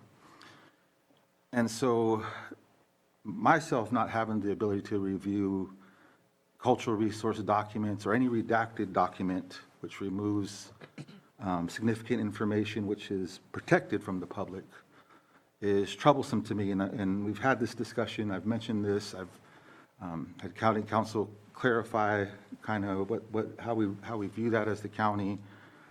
But this is my nightmare. This is what gets missed. And so how we remedy that is critical.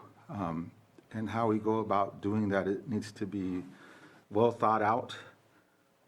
Because as we move forward, there are a lot of things happening, and I'm glad the tribe and the applicant is in conversation, so hopefully that'll help some of this process. But in terms of our due diligence in the review, there were things missed. And so I know you didn't start out reviewing this project. It was kicked down to you. Whatever started the conversations, how did that all get passed? Maybe some of that was discussed in the beginning. Did it make it down to you to consider? So my concern, again, is just the initial study, I feel, doesn't address tribal cultural resources. It doesn't address Section 5 of cultural resources, because clearly there's information there that is not being considered. And so that's kind of my concern, and how we choose to handle this is going to be, important in my mind. And I will leave it at that and jump in again when I have some additional comments. Okay. Thank you. Director Turner, in terms of addressing some of the commissioners' concerns, would there be a possibility to have tribal representatives and planning staff meet to discuss, including some of that information up front, to make sure that it does trickle down to the reporting staff as well as to the commissioners? Would that be a use? As far as our normal process, that is the purpose of sending out the request for review to tribes, or if we are doing an initial study following the AB 52 process for consultation. It is so we won't miss that. But we would welcome dialogue on how to beef up our tribal cultural section of the initial study. Yeah, that'd be great. Sounds like that would be helpful. Absolutely. One thing I've noticed, as Mr. Geary noted in the prior agenda item, tribes are notified, but they don't always respond.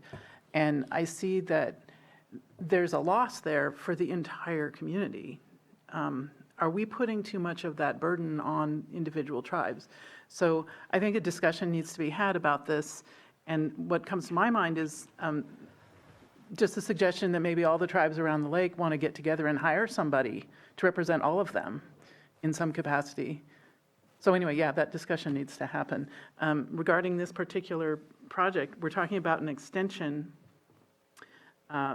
So I don't think that this should, we have a choice here. We can either approve it or we can kick it down the road. I think that ball needs to be rolling, but so does this one. So those are my comments. Commissioners, if I may clarify, for today, you do have two options. However, you could always continue if you do have questions. However, what you're being asked to determine here today is whether or not you will continue a permit already approved. So you are not evaluating the CEQA analysis and you are not evaluating the permit. So your options here are to approve a continuance or to deny it. And if you deny it, then the permit will expire. Thank you. I think we can bring up what we were discussing as far as cultural training and all of that maybe at the end of the meeting, and we can discuss maybe getting some type of procedures set out for moving forward, because. That's actually something that we would talk about offline. Okay. Yeah, I consider it would be very helpful, just as we've had conversations with Mr. Geary in the past, ongoing touch and base with the tribes regarding our ongoing procedures is great. Yeah, we welcome that. And Madam Chair, if during meetings your commission does in fact find an issue that you would like to have agendized, we can certainly do that. Okay. What we could not do is add it to that day's agenda. Okay, thank you for the clarification. Please. Yeah, thank you. And I do believe I have to reopen public comment because it has been closed for this item, so I will officially open public comment. Okay, yeah. Good morning. Good morning. Robert Gary, Tribal Historic Preservation Officer Designee. We're not here to kind of pull this back because, like I said, there have been communication, I think, with the tribe. I think one of the things for me specifically is just making sure that we have a better process to make sure that you all have this. Since Mireya has been here, it's been a night and day change, and I'm thankful for that. And so, this is definitely some of the things that I've went through prior to her being here, and it has improved. So thank you very much, for everything that you've brought to, I think, to the county. With that said, also, when this initially started, this was prior to me actually coming back to Lake County. And so when it did come back across my desk and I saw these, and I read through it and I looked at it, that was definitely something, like I said, that we had discussed, and some of the things that I thought it was missing. Like I said, there was nothing to address potential impacts or fines, discoveries, and how those were going to be dealt with in this mitigation measure. And as usual, the mitigation measure goes from how they're going to deal with cultural is just basically put down in tribal cultural as well, and they're two different categories. And so I think those are the kind of things. It's not so much, I think, with what the applicant is doing, but with how we're going to do this. I think going forward, making sure that you all have, all the pertinent information. But I think, like I said, the tribe has worked really well, I think, with the applicant. We just want to make sure, like I said, there's a couple things that I would like to add, making sure that if fines are, fines have a protocol and what's going to happen with those fines and where they're going to be submitted. Those are the only things that I see that needed to be added to this. But as far as the process, I think that's what I would like to try to improve, that you all have that pertinent information. And whatever we got to do to develop that, I'm all yours. Let me know. Thank you for that. Thank you. Sure. Public comments open. Sorry, I know we're going backwards here, but I just wanted to thank Mr. Geary for that and urge you to consider approving the extension. I'm sure you all are aware of the public infrastructure in Lake County. I'm a resident here as well. Anything we can do to improve it for our citizens, I think, is incredibly important. That said, I also, and the applicant Sunrise Shore, also believe in the preservation of tribal historic resources. This is not the first project I've worked on that came in sort of right at the beginning of AB 52, and the things didn't work quite right. We were all, wearing our training wheels. I have worked with Mr. Geary and Mr. Beltran on another project, both in Koy Nation's tribal areas. I believe we resolved that successfully in post-CEQA consultation. We did enter into agreements for treatment plans as well as monitoring and training.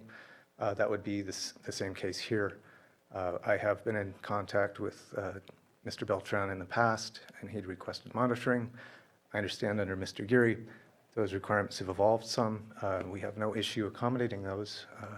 So anyway, just want to encourage you to consider that as well. Thank you.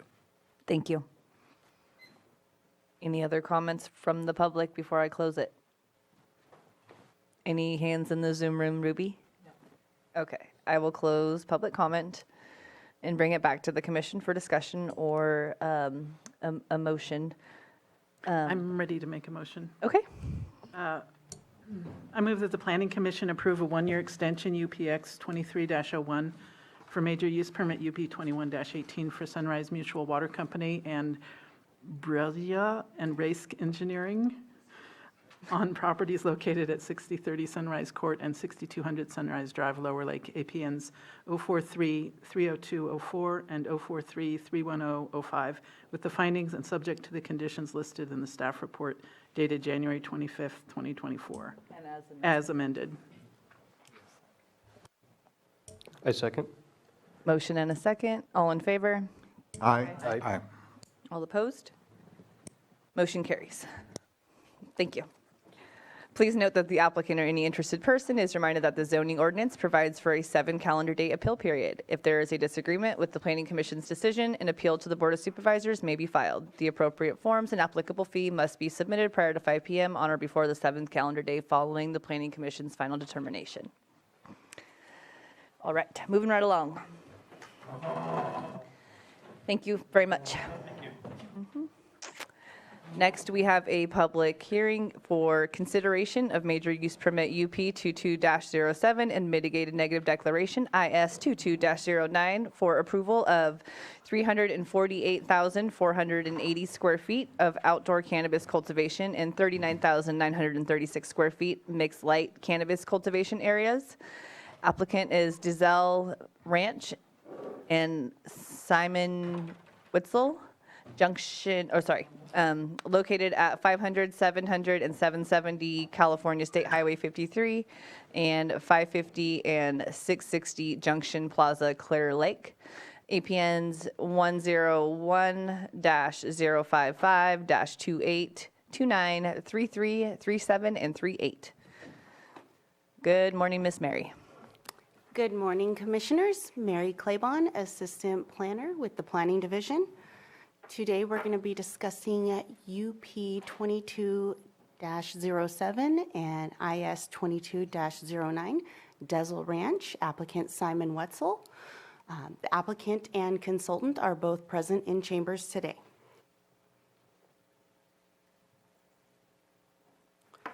The agenda today will be the permit request, project scope, site description, project analysis, points of interest, cumulative impacts, and recommendations and conditions.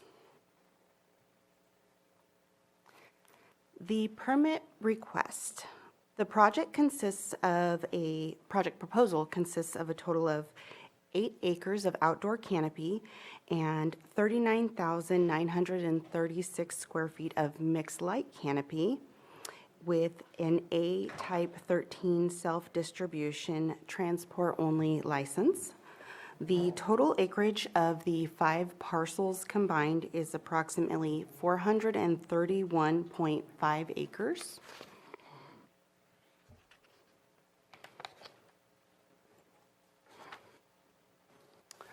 This is the project property.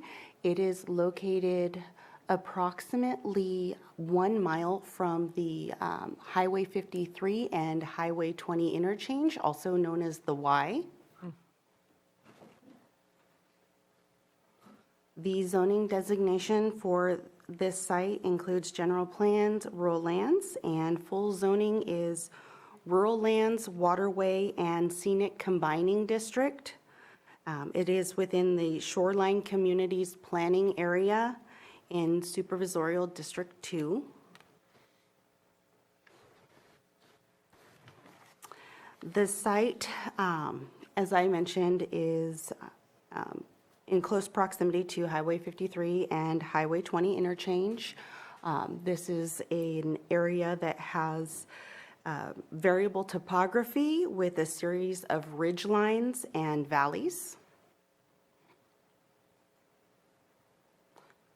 The project scope consists of 8 acres of outdoor canopy proposed and 39,936 square feet of mixed light canopy within 10 3,000 square foot greenhouses, a 6,000 square foot metal building for processing facility, and 3 120 square feet storm-proof sheds for hazardous material storage, office and security office uses. It also proposes 12 5,000-gallon water storage tanks for irrigation, a 5,000-gallon metal water storage tank for fire suppression, a 25,000-gallon metal water storage tank for fire suppression, an employee parking area with 8 spaces, and 1 ADA compliant space.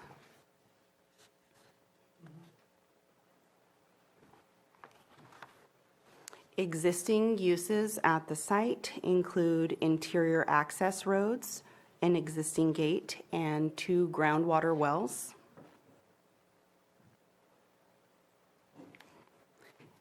The regulations reviewed for compliance included the Lake County General Plan, the Shoreline Communities Area Plan, the Lake County Zoning Ordinance, and California State regulations.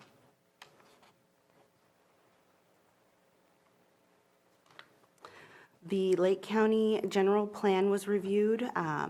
No conflicting policies within the general plan, no specific policies addressing commercial cannabis within the general plan.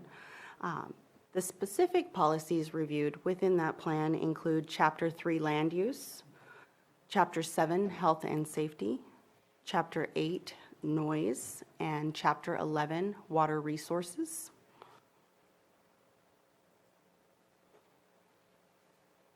Project analysis also included review of the Shoreline Communities Area Plan.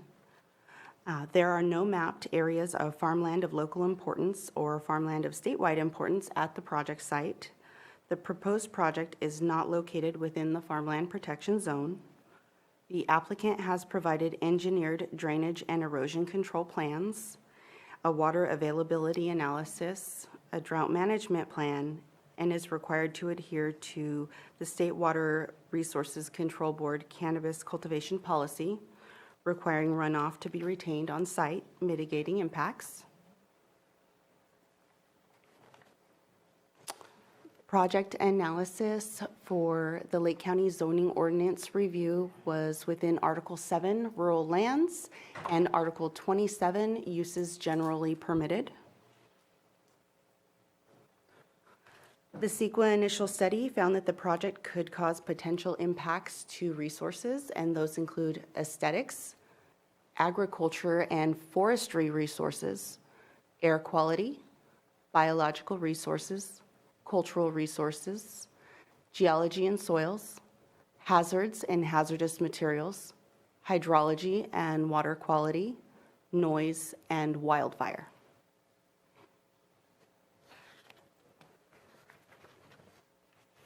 A mitigated negative declaration is the proposed CEQA environmental determination for this project. All identified impacts can be reduced to less than significant with mitigation. The public comment period occurred from August 24th, 2023 to September 23rd, 2023.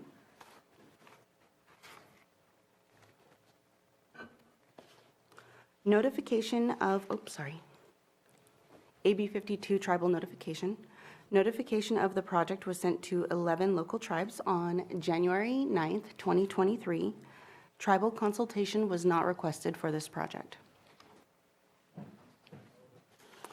Points of interest include access. The project property is accessed off of Ogulin Canyon Road and a private gravel and native soil surfaced access road. Metal gates control access to the private gravel and native soil surfaced access roads from the project property.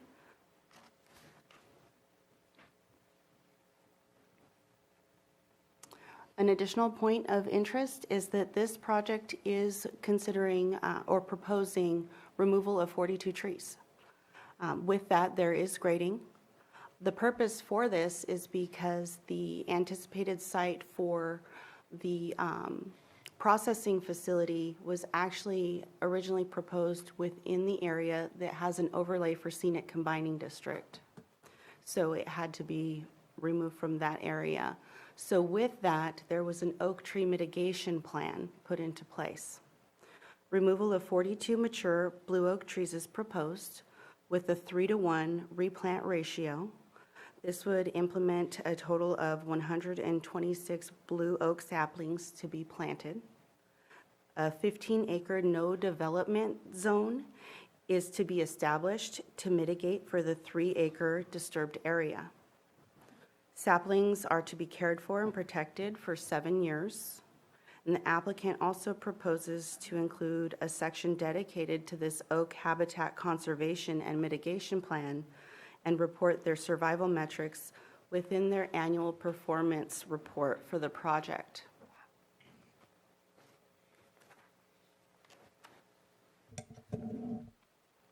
Cumulative impacts. Within 1 mile of this proposed project are 1 pending and 1 approved project. Within 3 miles of this proposed project are 5 pending and 4 approved projects. Recommendations. Environmental recommendations include adopt mitigated negative declaration initial study IS 22-09 for use permit UP 22-07 with findings found in the staff report. Major use permit recommendations. Approve use permit UP 22-07 with the proposed conditions of approval and the findings found within the staff report. That concludes my presentation, and I'm open for questions and comments. Thank you. Commissioner Field. I have a quick question. I was reading the agency comments, and there was a comment from Laura Hall. I don't remember who she represents. Laura Hall is our senior planner in the planning division here at County of Lake. Okay, thanks. That's what I thought. Any other questions for staff or the applicant before we open it up for public comment? I have a question. Sure. Commissioner Hess? As in an earlier issue we took up today, this report states that a new PG&E electrical utility service connection is needed to power lights, fans, security cameras, and equipment used in and around greenhouses and the processing facility. Again, what kind of amps are we talking, and how much of this can really go forward before that new connection is in fact in place?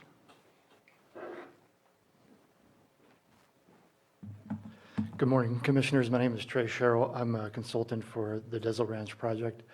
To answer that question, there'd actually be kind of 2 phases to the power drop. First, a 200 amp service to the 2 groundwater wells that are near Highway 53, and then a 1,000 or 1,200 amp service would need to be run all the way across Ogden Canyon Road to the proposed greenhouses and processing facility. Anticipate the initial power drop to the wells to occur in 6 months or so, but then the larger, more extensive power drop would require more time.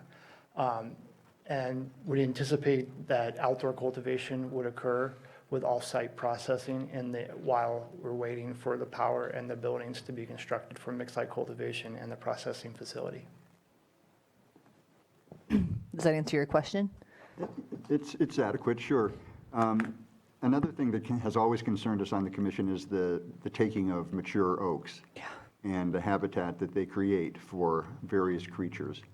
And 42 is a big number, and then that's a 3-acre zone that would be disturbed. That's a hard bump for me to get over. Yeah, as Mary, initially we wanted to avoid all tree removal. Initially we wanted to put the greenhouses and the processing facility closer to Highway 53, but it would be in a scenic overlay zone, and it would be visible from Highway 53 in that location. Therefore, this was our kind of fallback location. Unfortunately, it does require some tree removal to establish the buildings in this location. To the extent possible, we have avoided trees. This is an area that is the flattest and the most treeless, if that's the correct verbiage. There are a ton of oak trees on this property, and so if we could pull up that the image, it's one of the I think it's like the second slide.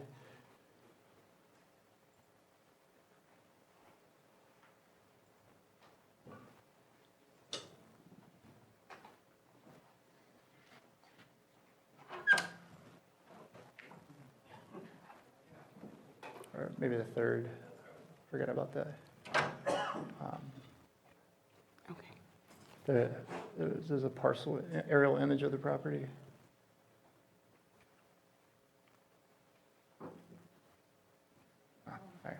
All right, there we go. So as you can see, the majority of the project location is in the treeless areas of the property, but due to staying not visible or minimizing visibility from Highway 53, and trying to utilize the flattest areas to minimize grading, the orange box where the proposed processing facility, that's where the majority of the trees will be removed. If I could allude to the oak habitat mitigation plan, it's not guaranteed that all 43, it's kind of a conservative estimate. There's a substantial number of trees between the proposed mixed light cultivation area on the left, or the western proposed mixed light cultivation area, and the proposed processing facility that they may not be taken out. They're not in the footprint of the building. However, they could likely be affected via construction activities, and so we included those as trees that would be removed as a result of the project.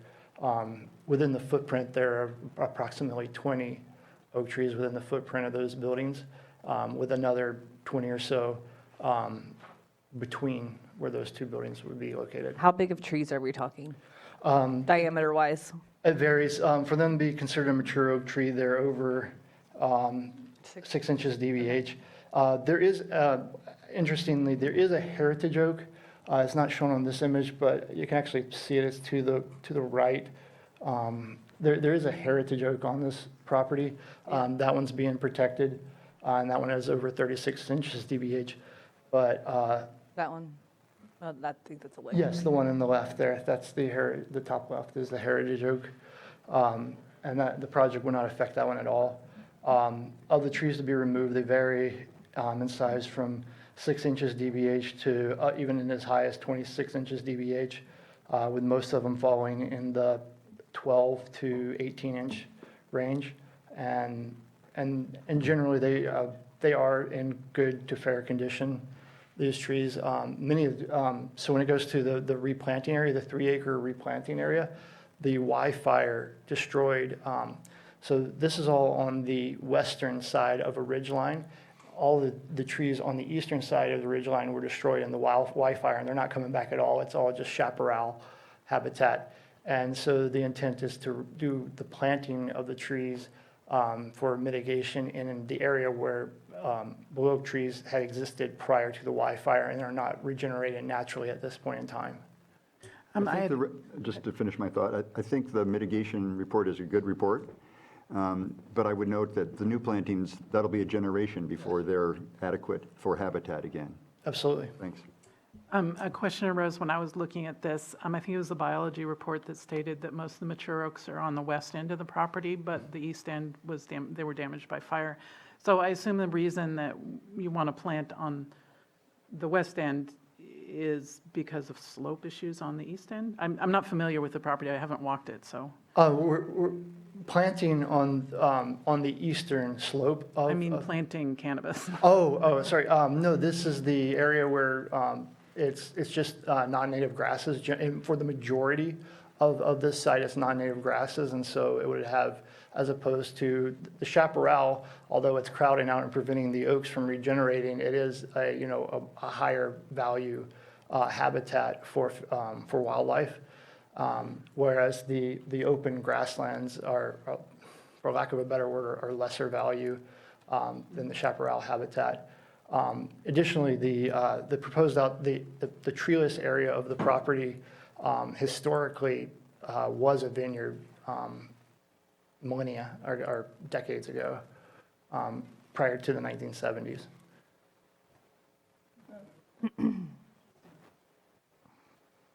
I have two questions for you, Mr. Sherrill, and then one for staff. So I'm looking at the cultural resource section, and is Natural Investigations Company, is there anybody here to represent them, or you're comfortable speaking to maybe the question I have? Maybe I'll ask the question first, and then maybe I'll defer to County Counsel to see if he can answer this. I assume he can, since it's listed in the initial study. So there's a mention of a new cultural site was identified historical rock wall segment. Do you know the time period of that historic site? Because what I'm thinking of here is historically, prior to the 1870s Allotment Act, tribal people were using rock walls to define their property lines, which was a normal practice here in Lake County. So I'm not sure if it dates back that far. I'm just trying to better understand what that is. Does it meet the threshold to be a state historical resource, a county resource? And the second part of the question is in the same, on page 30, I believe it's page 30, yeah, page 30, it goes on to talk about the 2 cultural resource sites that were previously recorded. It says the site was revisited a decade later, though by the time only 4 obsidian flakes appeared to remain at the location, and it was noted that disturbances related to cattle grazing and access roads construction have impacted the site significantly. And so those sites are being impacted by the roads. Is that still the current issue? Is that the issue currently? Well, yeah, is that still the same, is that road still being used?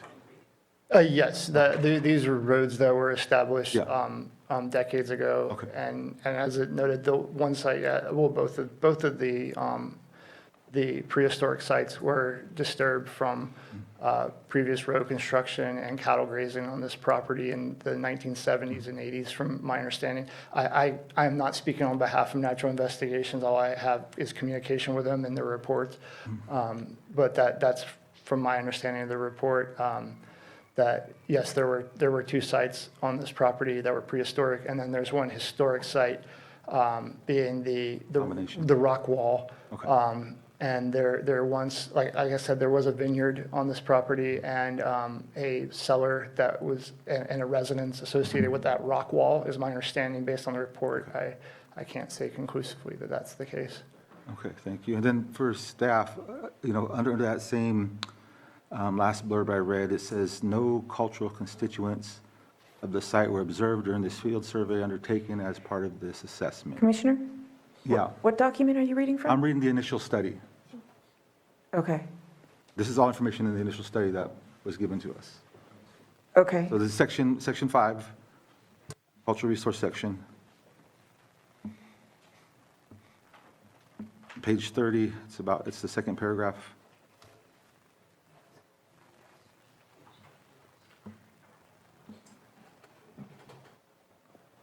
I know I may be able to assist in the cultural resources report. I just want to read one of the findings that says that none of the 3 cultural resources documented appears to meet the eligibility criteria based on them being completely destroyed or partially destroyed. Okay. So it says, sorry, go ahead. And so what I want to understand is what does no cultural constituents mean? And how I'm taking it is that it's been disturbed and there's nothing remaining of it. There's no remnants of it at all. And so it's just, to me, I don't know if this is I'm guessing it's a site that's been impacted over time, not so much a site that's been looted or is actively being looted. And so that's what I'm trying to understand, what no cultural constituents means. Just going from the cultural resources assessment, there are 2 things. One of the sites, the lithic scatter, it says it is also noted that location information provided in the original record may be inaccurate. They were not able to locate that site during the 2020 site visit. And then the other one,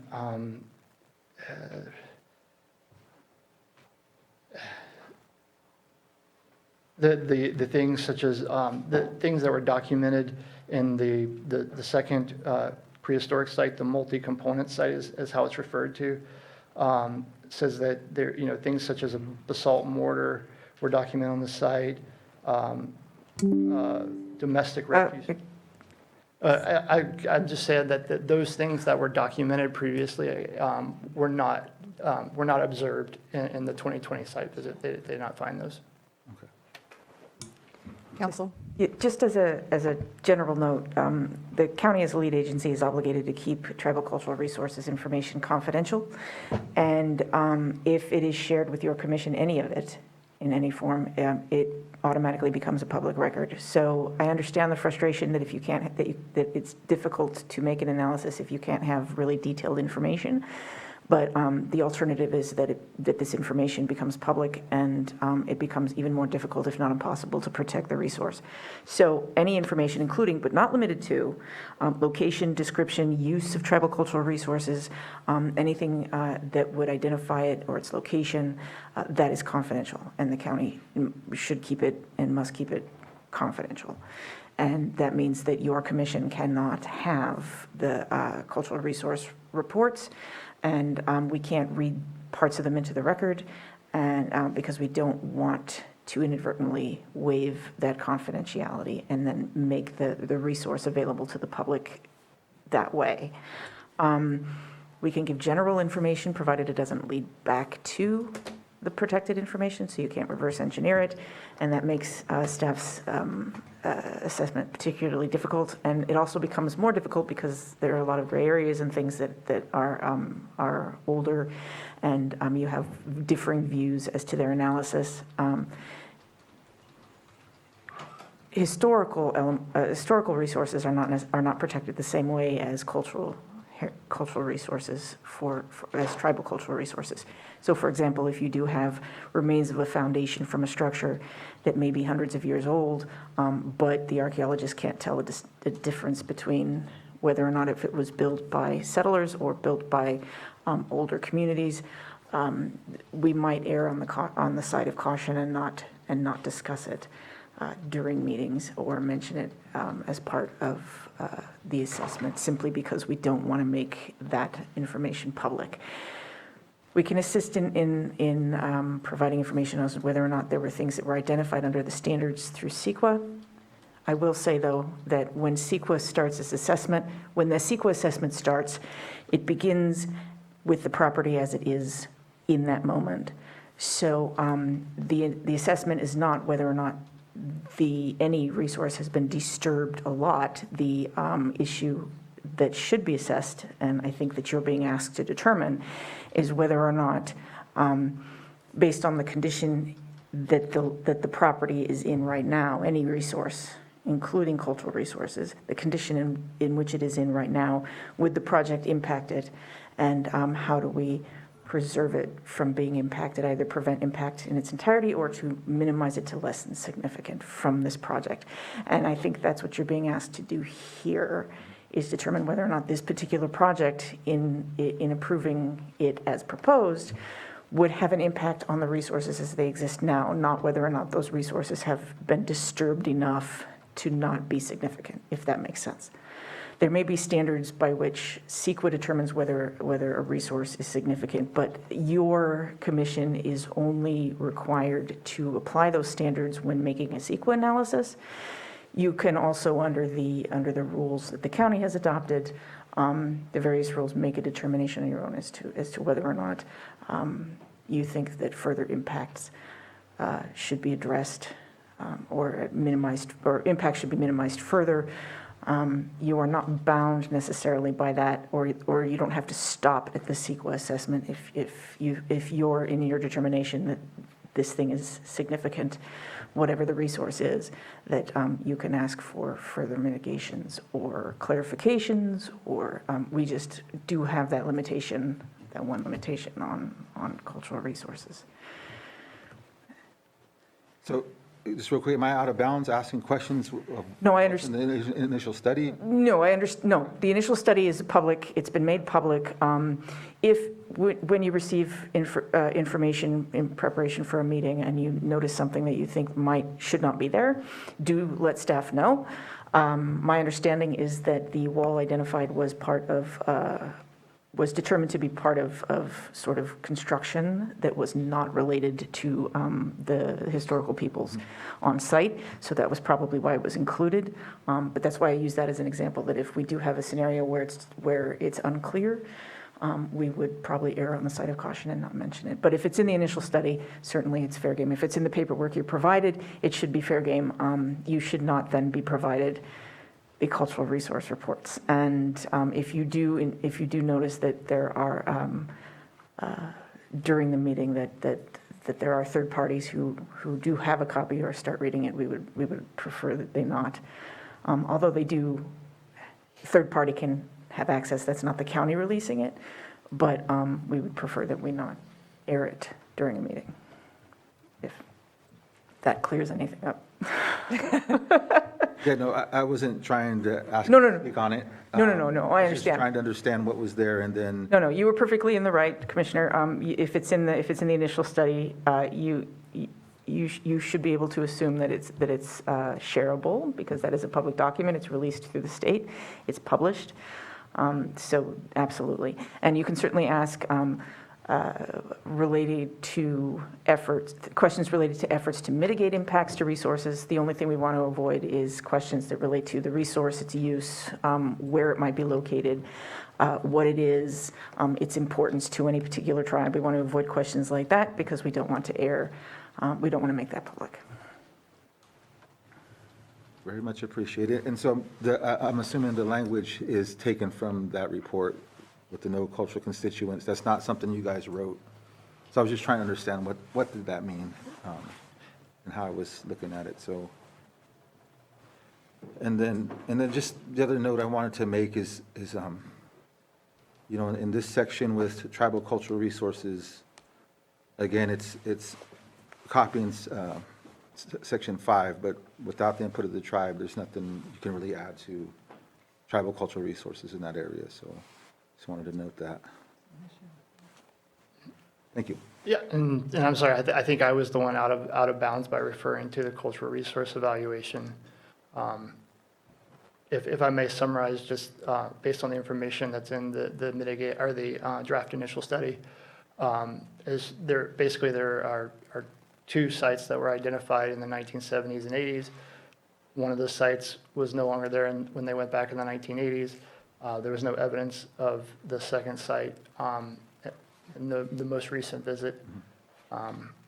And then a third site, a historic site was identified, but it was determined, so the two I was referring to were prehistoric sites. There's a historic site that was identified during the most recent cultural resource evaluation, and it was determined not to be eligible for the California Register of Historic Resources. Thank you. Sure. Commissioner Field?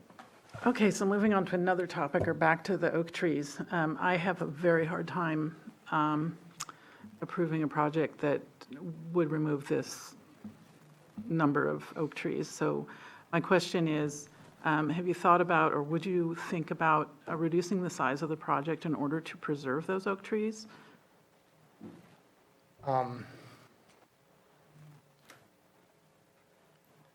would have to discuss that with the applicant. Okay, I would propose for this reason alone, I mean, I could go into the water issues that I have, which are also very serious. I would propose that we table this for that reason.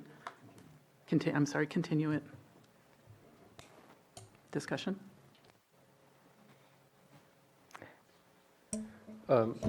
What's regarding the trees as well, but also I guess another question that I kind of go off of the same tree removal would be what aspect of the project will require most of the 70,000 yards of grading? What is the main, I'm sure it might be throughout the entire project, but what's the main one that will remove all those cubic yards of dirt? It's the terraces for the greenhouses, trying to avoid tree removal as much as possible.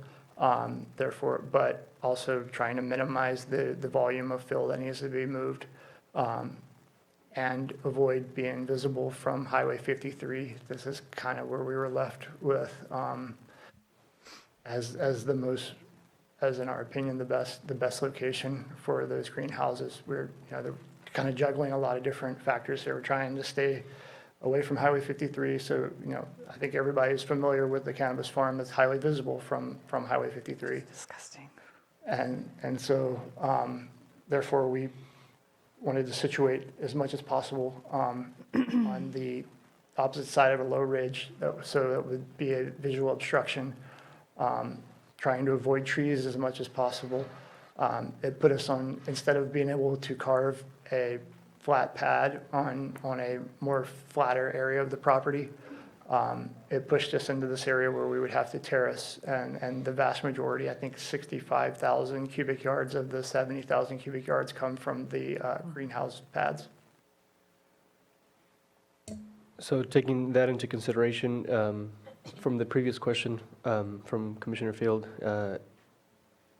would reducing, if that was the case, would reducing the cultivation area and that greenhouse area was fit in there, would that still be visible from the highway?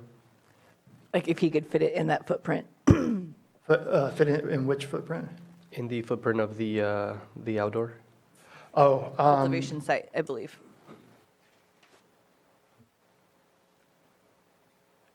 Yeah. Has a scenic study been done? Like if you're driving by, would you be able to see that cultivation site from the road?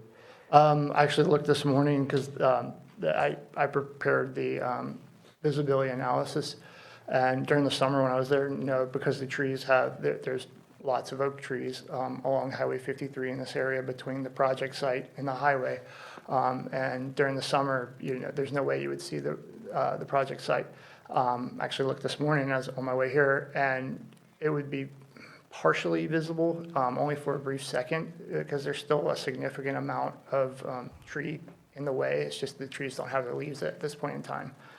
And so therefore the outdoor cultivation area, I believe, would never be visible because, when outdoor cultivation is occurring, it would be occurring during the warmer months when the trees would have their leaves. But the structures could possibly be visible during this time of year. If you're like looking for them? Yeah, you would have, you'd have Like you have to look. it's not in your face. You're Right. I know where the site's gonna be, and so, Sure. and I know which road cut, or I know where to look for it, Yeah. basically, and so. Okay. Commissioner Hess, anything? Colleague, I understand exactly your comments about continuing, and we care about those trees. But would the purpose of the continuance be for the applicant to revise in toto the plan, or come up with a couple of alternatives to consider?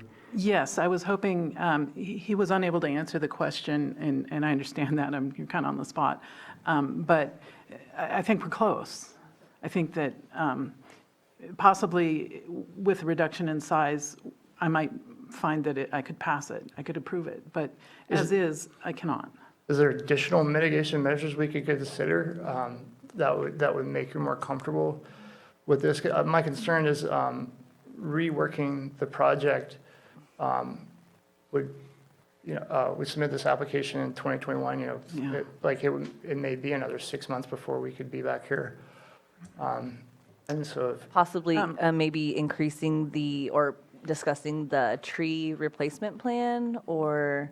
Well, I have another It's just the concern. placement of it in general? No, I cannot accept the removal. I don't feel that, well, first of all, the tree replacement plan is not something, as Commissioner has pointed out, we're going to see in our generation. Yeah. And also, the water is grossly understated. And I'll just state this briefly because I have to leave, but if you look at the water consumption on page 9 of the hydro report, I used the industry standard of 6 gallons per plant for an outdoor grow, and you've projected the equivalent of 5 months of outdoor for 3.8 acres at a spacing of 5.5 by 5 feet, which is kind of what I do, 25 square feet per plant. That amount of water would be just for that outdoor grow, and it doesn't include the oak tree mitigation, the human employee, or indoor grow consumption at all. So that's not looking realistic to me.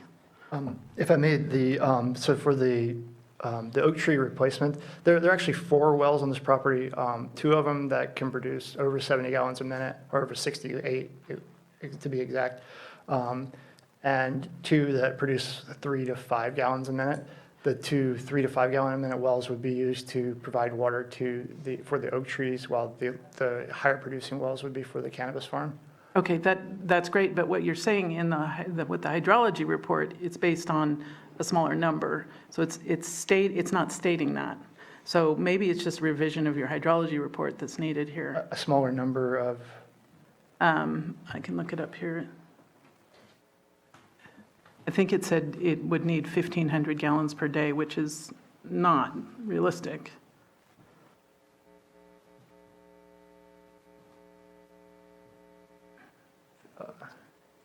Page 9. water use was on page 5. Yeah, maybe. Where it's 28.45 acre feet per year, over 9 million gallons per year is anticipated for mixed site cultivation, outdoor cultivation, full and part-time employees.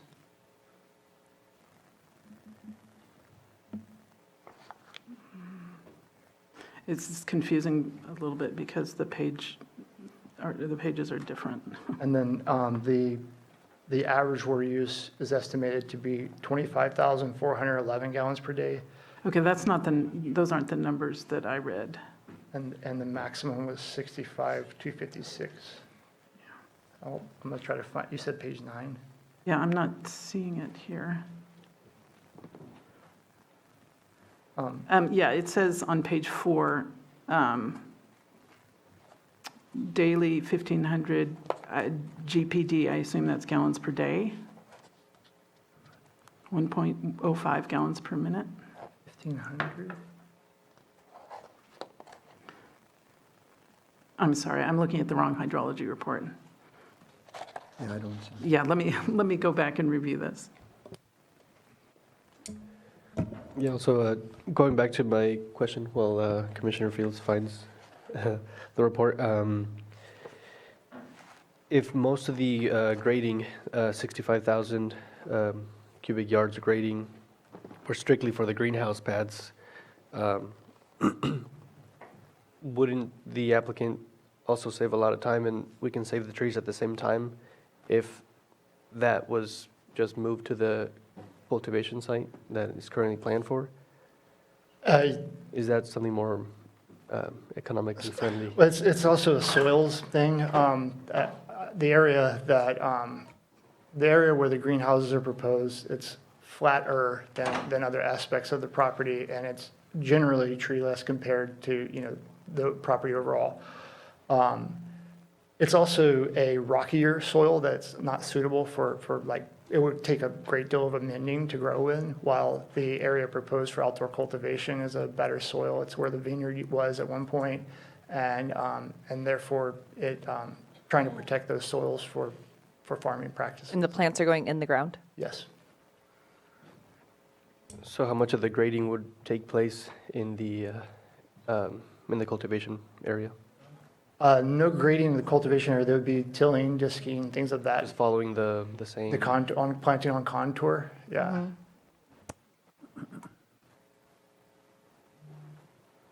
And I think just the numbers of how much soil has to be moved for those greenhouse pads seems... It is a lot. So it would, the process to get that would be a major grading permit? Yes, yeah. It seems to me there's a couple of paths forward. One is continuing today. 2 is, I understand Commissioner Field has to leave, but there could be a motion offered, and it might pass. I can't read what's in my colleagues' heads, but if that's a risk you don't want to take, then the other path is a continuance today. I'd like to give the applicant an opportunity just to speak and introduce himself. No, it's okay. Good morning, Planning Commission. My name is Simon Wetzel. I have been working in Lake County since I was 15 years old. My wife and I bought this property back in 2011. We've enjoyed recreational use of that property for many years. We started this process over 3 years ago. And as I'm sure you're all aware, at that time, economic conditions were very different than they are today for cannabis cultivation. It's been a long road to get here today, and an expensive road. I work at the Brassfield Winery. I have been there for the last over 20 years. You know, despite the fact that, yeah, it's a relatively large site, you know, economically, we're not people that, you know, can afford a lot of extra reports and delays and things like that. So anyway, I'm happy to answer any questions, and I appreciate your consideration of this project. Thank you. Thank you.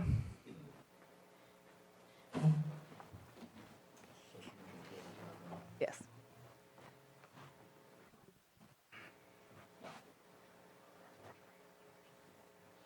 If there were only 3 of us sitting up here, we would have to vote unanimously in favor of this application. Otherwise, it would be denied automatically, and there's obviously an opportunity for appeal. That's one option. The other option would be, of course, continuing. And then I think you would deserve some clarity in terms of exactly what you would be using that continuation time for, in terms of bringing something back to the commission that you know, could then be considered again. And I can't advise you either way about which path is smarter to take. But that's pretty much what's on the table at this point. Again, just to address the oak tree. So the oak tree situation, as I said, my wife and I bought this property in 2011. In 2012, the wildfire burned approximately half of the property, burned it badly. And we have, we can certainly look it up, and I'm sure Trey can provide a more accurate estimate, but I would say there were probably at least 100 acres of torched oak, chaparral. Those oaks are not coming back. They're falling over as we speak because they've been standing there dead for 12, 13 years. I think that our mitigation plan is an opportunity to replant that area that otherwise would not get replanted. So I would just hope that the commission would take that into consideration. Thank you. Thank you. Pickle. I believe public comment is still open. If anyone wants to speak on this item, do we have anything in the Zoom room, Ruby? Okay, so it's back to the commission. Madam Chair, I'm inclined to lean towards continuing. I appreciate Mr. Wetzel's comments about time, expense, et cetera. And I would wonder if there's any way to reduce the number of oaks that could be taken. And I understand you ran up against the issue of a scenic combining zone. But I think Commissioner Field would agree, if she were still here, that perhaps somehow coming back with a different treatment of the mature blue oaks, and maybe still taking some of them, of course. We have never denied an application just because there's still 2 trees that we would like taken out, you know, to get that granular. But I would be prepared to make a motion to continue. I would be prepared to make a motion to proceed, but I'd still like to see a different treatment of the trees. And I think that we, just kind of taking a feel for the consensus of the commission, I would feel in agreement to continue this item as well. My areas of concern are definitely the trees, and just to kind of maybe rearrange some things to, you know, and I know that Commissioner Chavez was concerned about the amount of grading. Instead of giving this a stamp and saying no, I feel like the continuance is the way to go about revisiting our areas of concern. Commissioner Brown? Yeah, I would just like to add, you know, I think, again, the balance is important for myself, and you know, when I think about oak woodlands, potential loss. I'm looking at, you know, in the report, the trees itself. And in my mind, and this is how I look at this and connect it back to tribal cultural resources. Is anybody from the tribal community actively harvesting acorns? Are there, in the biological resources, there endangered or threatened species in those trees, nesting, birds? And so I didn't see any of that. And so, you know, the number does sound a lot, but when I look at it and I analyze it, I don't see that impact. And so, again, why I'm saying that is, for one, the food source for the tribal community, if they were accessing that parcel, I don't know of anybody that's doing that. That would be, in my mind, a reason to say, no, protect the trees. But if that's not being done, the trees aren't mature, they're not producing acorns, then they're not in that place to really, in that sense, for me to be protected, although I understand the concern is a lot of number of trees. But again, I think I would be comfortable moving forward with the vote, but again, I don't feel like that's where we're at, you know. So I just wanted to say that's kind of where my position is. And Shirley, if you have more comments, I'm not sure if anybody else has any comments. I'd definitely like to gather some more information. I definitely appreciate you, your site and the way that you kind of put it with the age of the trees and the necessity and the use of the trees. I do appreciate that. It kind of gave me a different light bulb. Commissioner Hess? I've been walking a very fine line in my head in the course of this conversation, and I know it's excruciating for you guys. Given my colleague's comments, Commissioner Brown, I would support a motion today. And if anybody's doing the math, that makes 2. Yeah, I would support this project as well. Obviously, the biggest concern, and if it was possible or something viable to the project, I mean, we have 8 acres of outdoor, and then the most highly impacted area, which would be for the greenhouse pads. Obviously, like, if it has already been analyzed and the work has been already planned for this, my only question is, would it ever be an option to potentially minimize that at all? Is it just a definite no, or it could be possible? Does that make the project still work? As we started out today talking about the PG&E power drop, the first items of development, for lack of a better word, for this project would be outdoor cultivation and establishment of the proposed processing facility. I don't know the number off the top of my head. I'd have to go back and look at the plans, but like I said, I think like 65,000 cubic yards were involved with the greenhouses, where only about 5,000 cubic yards of earth movement was involved with the processing facility. So if the project fails, for example, it's only going to be with the outdoor cultivation area and the disturbance for the processing facility. The greenhouses are not a viable addition. Development of those is not a viable for at least not this year for certain. Probably not next year either.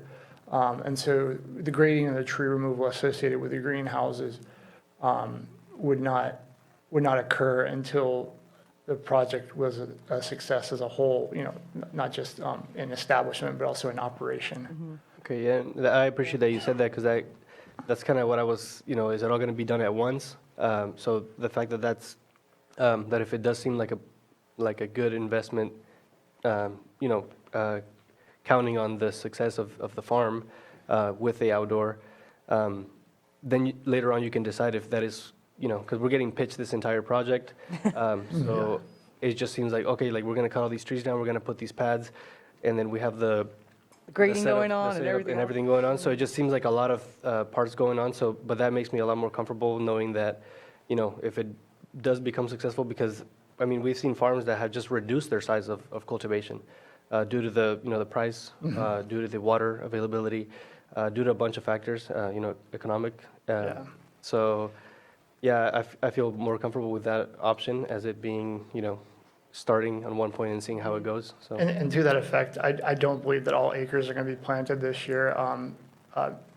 Mr. Wetzel is in communication with a established company in the cannabis industry that has processing elsewhere.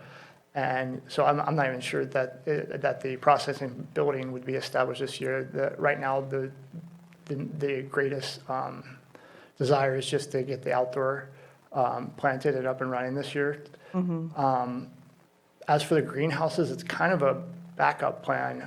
Not knowing the future of this industry, it may become where that's the only thing that's viable. And so therefore, there's a strong desire to at least have that option available in the future if desire for outdoor cannabis flower or material is less, or if that's the only way for this project to succeed, we'd like to have that option available. That being said, if the outdoor cultivation is great, it's hundreds of thousands of dollars that have to be invested into that, into the greenhouses. And so if the outdoor cultivation is sustainable, there may not be the desire to go in that direction for such a large investment. Yeah, I do appreciate your clarifying that for us, and I feel a lot more comfortable with things just knowing that it's kind of going to go in phases, and you'd rather throw out a big net, right, and make sure that you're covering all your bases, even if you're only going to use a little bit. So I do appreciate that that aspect of it, and I appreciate all my colleagues' input and direction, and I feel like we're all kind of on the same page. One more comment, and Sure. it's brief. I am prepared to proceed, and I know that there are people here who have been very, very patient all morning and are eager to speak as well. But this is a process we undergo, and it's a public process. We don't make up our minds before we get here, and we've heard from everybody who wishes to weigh in. And I hope that's instructive. And there's a reason for this, other than just making you wait a little bit longer before we get to your items. So thank you for that, and I'm prepared to proceed. Question. I guess to Mr. Scher and Mr. Wetzel, what is your guys' commitment to the oak tree replacement plan? I see it, I've looked at it, and that's a firm commitment that this is what you want to do moving forward. And my concern again is we do this, and down the road we go, no, the trees aren't taken, so we're going to just kind of get rid of it. So that's, again, a part of my thinking is to balance that loss of trees, that there needs to be a commitment to the oak tree replacement plan, and that's what I'm hoping you guys are committed to. Go for it. Motion? Yeah.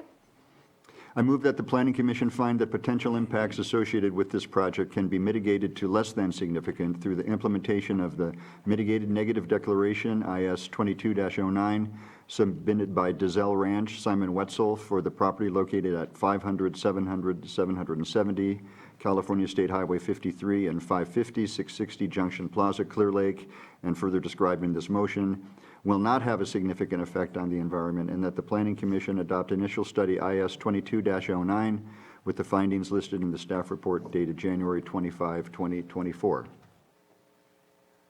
We have a motion. A second. All in favor? Aye. Aye. All opposed? Motion carries. I move further that the Planning Commission find that the major use permit UP 22-07 applied for by Dizelle Ranch, Simon Wetzel, for the property located at 500, 700, 770 California State Highway 53 and 550, 660 Junction Plaza, Clear Lake, and further described in this motion, does meet the requirements of Section 51.4 and Article 27 of the Lake County Zoning Ordinance, and that the major use permit be granted based on the findings and subject to the conditions included in the staff report dated January 25, 2024. A second. Motion and a second. All in favor? Aye. Aye. All opposed? Motion carries.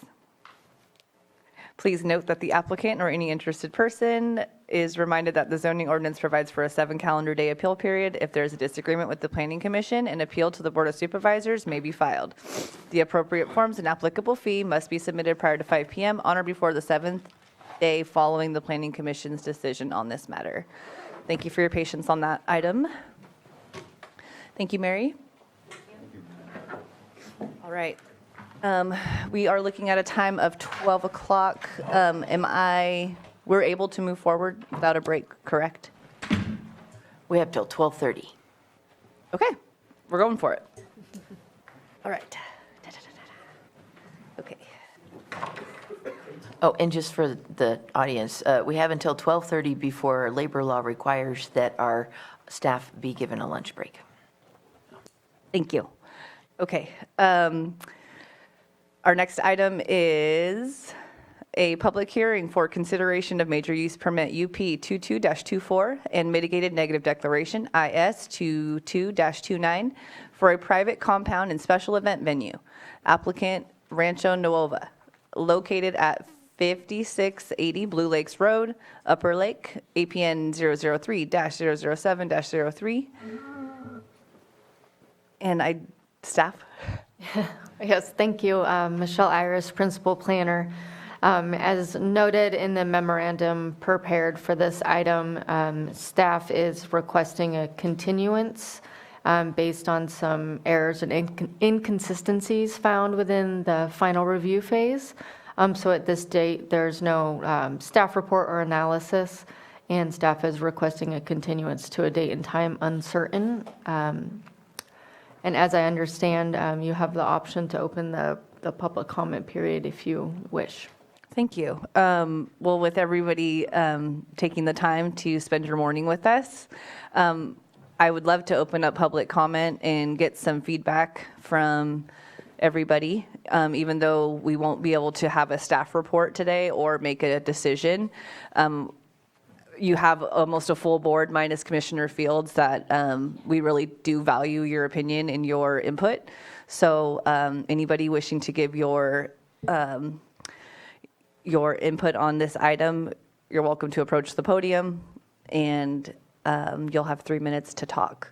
And if nobody wishes to speak, then we will just kind of close it and we will just revisit this. But if everybody's here and wishes to speak, we'd love to hear what you have to say. You're welcome to approach and just give us your first and last name and 3 minutes. Hi, my name is Donald Bua. I live on Laureldale Road, which is actually attached to Blue Lakes Road. Kind of fills in that gap between Blue Lakes Road and Scotts Valley. It is already the DUI highway. It's a one-lane road. We've had multiple situations where I've almost been hit, or my children have almost been hit by excessive drivers. I live on a straightaway where people reach speeds of 40 plus miles an hour. One of the major concerns is people leaving an event where alcohol is concerned or served will be passing by my home. I have small children. That's one of the concerns I have. The other concern I have is the use of the beach.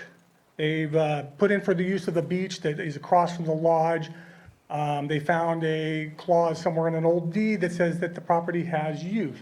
Their intended use is for commercial processes, which will actually destroy the use of the beach for the 50 homes that are already associated with it. And the other thing that's a concern is,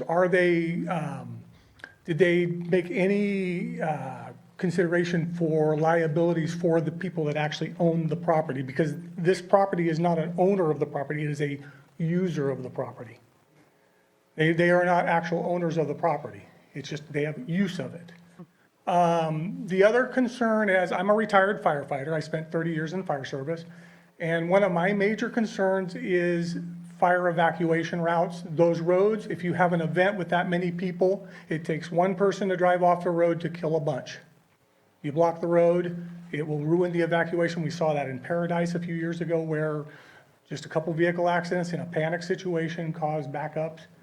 And with the increased amount of people in an area that is highly sensitive to fire, the chances are much higher.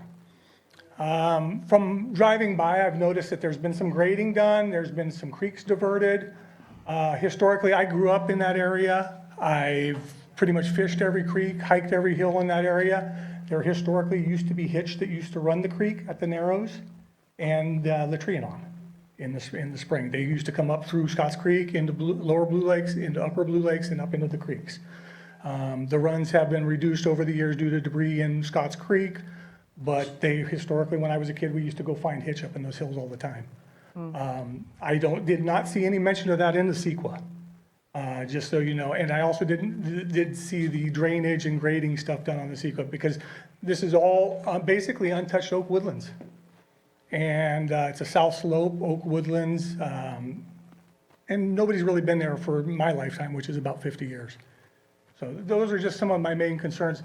And like I said, one of the other ones, the property owners of the beach itself are really worried about the liability, and the people in the neighborhood are worried about the traffic. Thank you.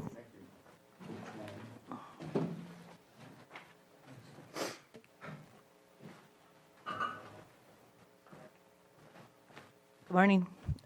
Afternoon. Good afternoon. My name is Angie Carter. My husband and I own the Narrows Resort out on Blue Lakes. We are located at 5690 Blue Lakes Road, just directly across from the Rancho Nova project. So myself, along with the other resort owners out there on Blue Lakes, as well as many of the homeowners, the Homeowners Association that is out there, many of our guests that visit our resorts out there have many concerns regarding this project. Many of them have sent in letters that I'm sure that you've received over the last couple of days. If you haven't received them yet, you will be receiving them soon. I have some packets that I'll leave here with you. I think I have 10 is what I was instructed to bring, that go over many details as to many of our concerns, photos, letters, things like that. Yeah, if you can make sure that the commissioners each get one of the envelopes, and then you can divvy up the rest of them however you'd like. Wow, thanks. But some of our concerns that I just wanted to hit on real quickly, the unpermitted grading that's gone on over the last couple of years is a big concern of ours throughout the entire property that's done, the tree removal that's been done, and that continues to go on as of most recently, just up into this last October. You'll find pictures in there of them up on the hillside, doing a road up on the hillside there. In their original packets, that's where they were going to be doing their tent sites at, but until they were told they can't continue the grading up there, then they said that was just a road that they were doing up to their water tank that they have up there. We have concerns about the amount of traffic, as you just heard, and I'm sure that you're going to hear more about that. It is a small, narrow road. If you've never traveled Blue Lakes Road, I invite you to come and take a look and see what it is. It is a very small one-lane road. Recently, Upper Lake Post Office has decided that it is too dangerous for them to come down and deliver our mail, so we now have to drive to town to get our mail. So it is not a good road to drive on. Recently, they had an event out there at Rancho Nova in September, an unpermitted event. They had over 275 people at this event. So you can imagine what it's going to be like having this much traffic out there. My husband and I bought the Narrows 5 years ago, and we worked very hard to condense our amount of traffic that we have, condense our population. We don't do day use. Maximum capacity at even our most populated weekends is 220 people. That's it. And everyone coming has to stay the night. We make our traffic go one way. We're very, very careful about the traffic. It is a huge concern of ours. Their intent is to have amplified live music. They did this at this last event. It was like having a concert in our resort. That's not something that our people come to our resort to have. They did a noise study. This was not a noise study on live music. This was a noise study on just a radio. Their noise, it's in the packet that I provided. Then there's the huge amount of leach lines that they have already put in place. I don't know, we don't even have 500 feet of leach lines. I don't know why someone needs 500 feet of leach lines.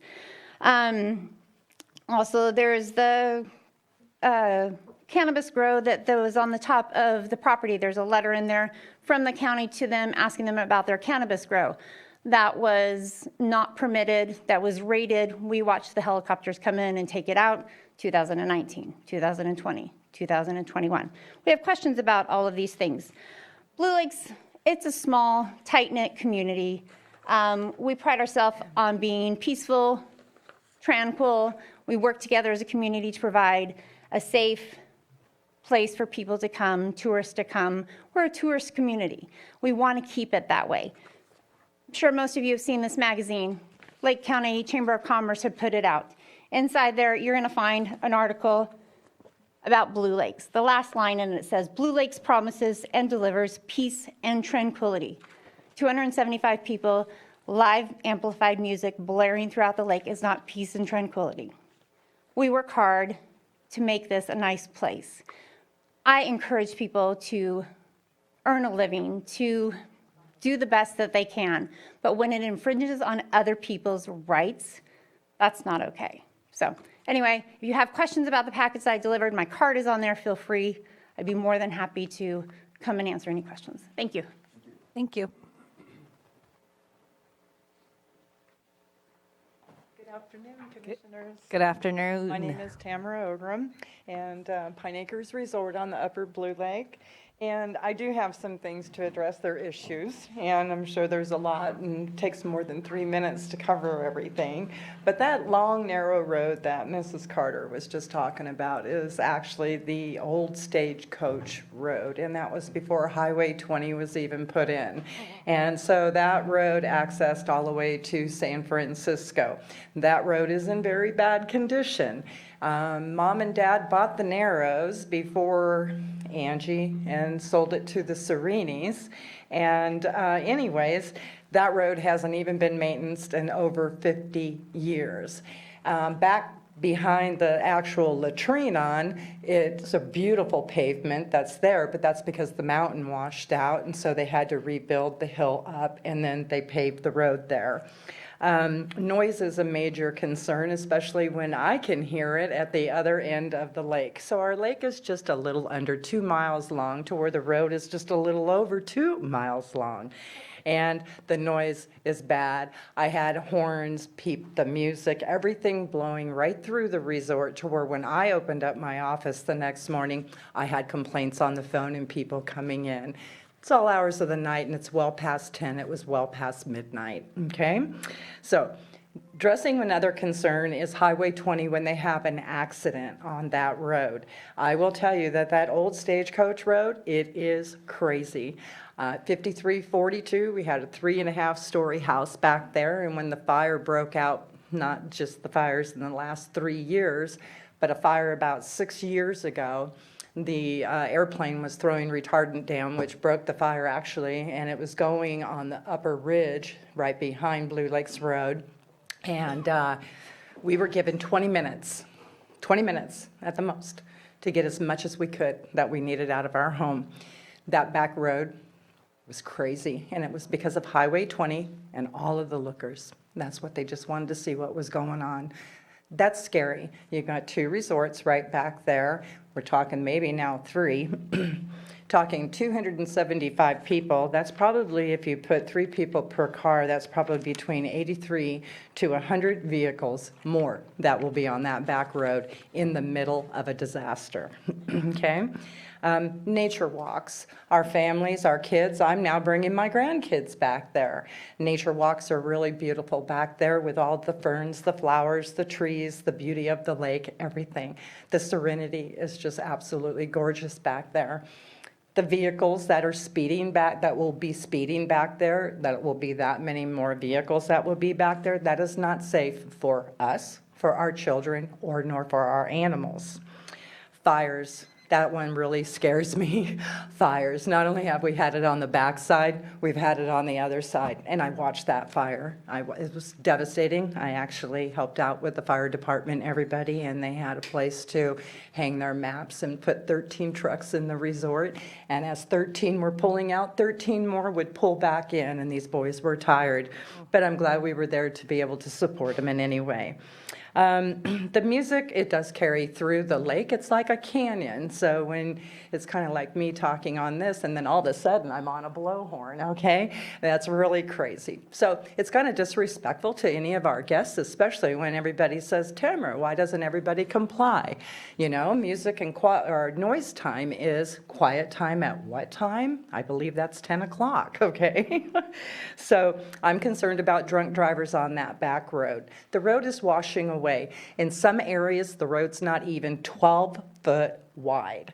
And we've had big, huge oak trees that have fallen down that have taken within 4 feet into the old Stagecoach Road down the hill. So that even narrows it even more. We're not even looking at 12 feet anymore. We're looking at places that are more narrow. The road has no lights back there. It's pitch black, pitch black. And we're gonna have people at all hours of the morning. They're blowing horns at 1 o'clock a.m. and they're gonna be coming down. That's really eerie. There's homes that are all down there in that residential area that butt right up against the water's edge right there. EVs, emergency vehicles, wow. Okay, so I've met with the Governor, Jerry Brown, and I also met with the chief of the North Shore Fire Department, and that was to talk about parking, okay? You cannot park on Blue Lake, on the old Stagecoach Road. You cannot park on there. There's basically 2, maybe 3 turnarounds. One was my driveway, and the only one that had a double car garage, okay? It actually had a driveway. And then where the mountain blew out from water, where trees had come down, we kind of call it the waterfall now. And that's narrow right there. And then you have the Narrows. Well, the Narrows has gates. I know that the chief of the department, you know, he would have to reverse and go forward. This is what they don't want to do. He wants to be able to turn around and to make a complete U-turn without being stopped. That's an issue when that road is only 12 to 15 feet max wide, okay? So anyways, I just want to thank you for allowing me to speak. It is major concerns. I wish, you know, and I know that there's more people. I do know there's more letters that are even going to be coming in to the concerns of this. It's just not a narrow road. And if you've been back there, it is the old Stagecoach Road, which is very, very tiny. And having 200 to 275 to 300 more people that are going to be driving up and down, it's not going to be safe.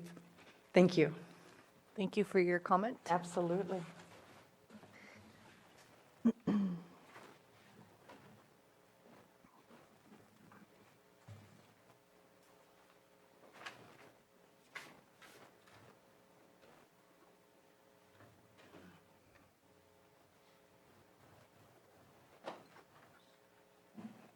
Hello. Hi, good afternoon.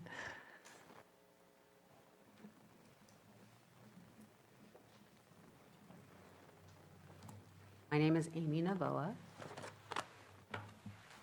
So I want to introduce myself first. My name is Amy, my husband is Juan, and we own Rancho Navoa, and we're pretty local. We live 20 minutes from the site. I recently retired from UPS after 33 years, and this was going to be my retirement job. So we really wanted to make a beautiful place for the community, for people to come and make memories in a beautiful setting. And it's also a place where local businesses can be supported. Right now, the casino, we could use the casino, use the shuttle service there. Their rooms, that they'll let us use the shuttle, so it would reduce the traffic on the road, which I would like to say has been recently paved. It is paved, and I know that these changes have been hard, you know. We welcome anyone to come check out our place. Local people, they can call us. None of these people have called us or come checked it out, you know, to see what we are really, how beautiful the place is and what we have to give to the community. So what has been happening, I'm just for a little bit of background, is that we've been called on many times. We've been called on the grading 4 times, and every time we've had the permit that we needed. We've gotten all the permits. We paid for the roads. We paid for the schools. We paid for the permit for here. We also do have our local resident on there, so we have already got the septic system has already been approved through the environmental health. The water is actually commercial. It's already been approved. Our well room has been approved. Basically, any permits that we needed have been done. We also, I'm not sure if we have actually, in fact, made the environment and our neighbors our priority. And if they notice that we have had the archaeological study, the biological study, we've had the local tribes come visit. They were there when we did the digging for our sewer system there. We also did the certificate, so a training with them, so that if we found anything, we knew the protocol, and so that has all been done. And for our neighbors, I understand about the noise. We did have the noise study done, and what basically the noise study said is that the Highway 20 was louder than our music at certain decibels. And it's a huge study. It was $8,000. We did this so that we don't upset our neighbors.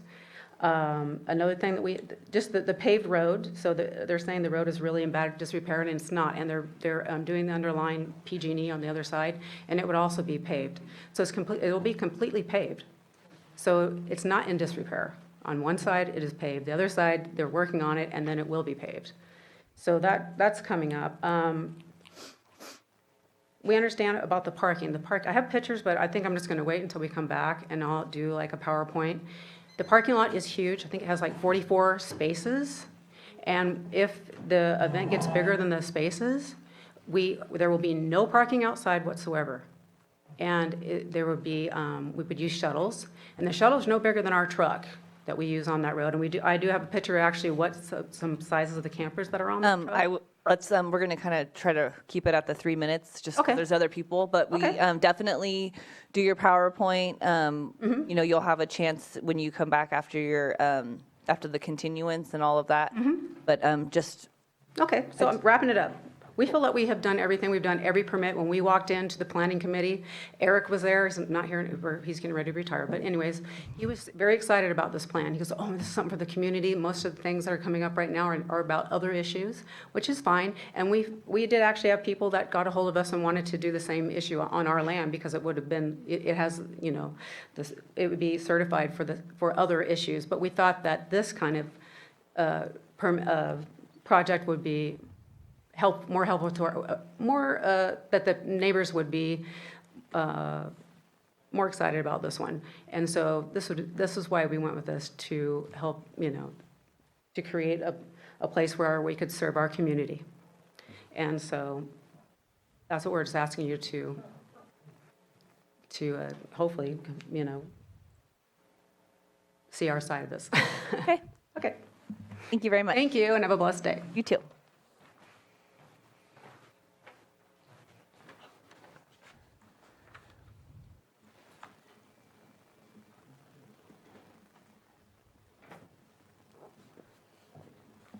Hi, my name is Tom Engstrom.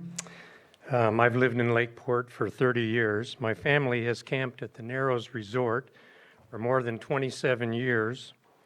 And in fact, we spend most of our summer weekends up there, even though we have a home here in Lakeport. We absolutely love the peaceful, quiet atmosphere up there, and it's a great place for families. And we've been having our family reunion there, which now includes our children, and our 40 grandchildren and great-grandchildren come there. And as their grandpa and great-grandpa, I'm happy to take them there because it's confined and it's safe and it's quiet and it's peaceful. And quiet time starts at 10 o'clock. And if you're making noise, Angie will kindly come around and tell you need to quiet down, because it's time to go to bed, or at least sit quietly around your campfire.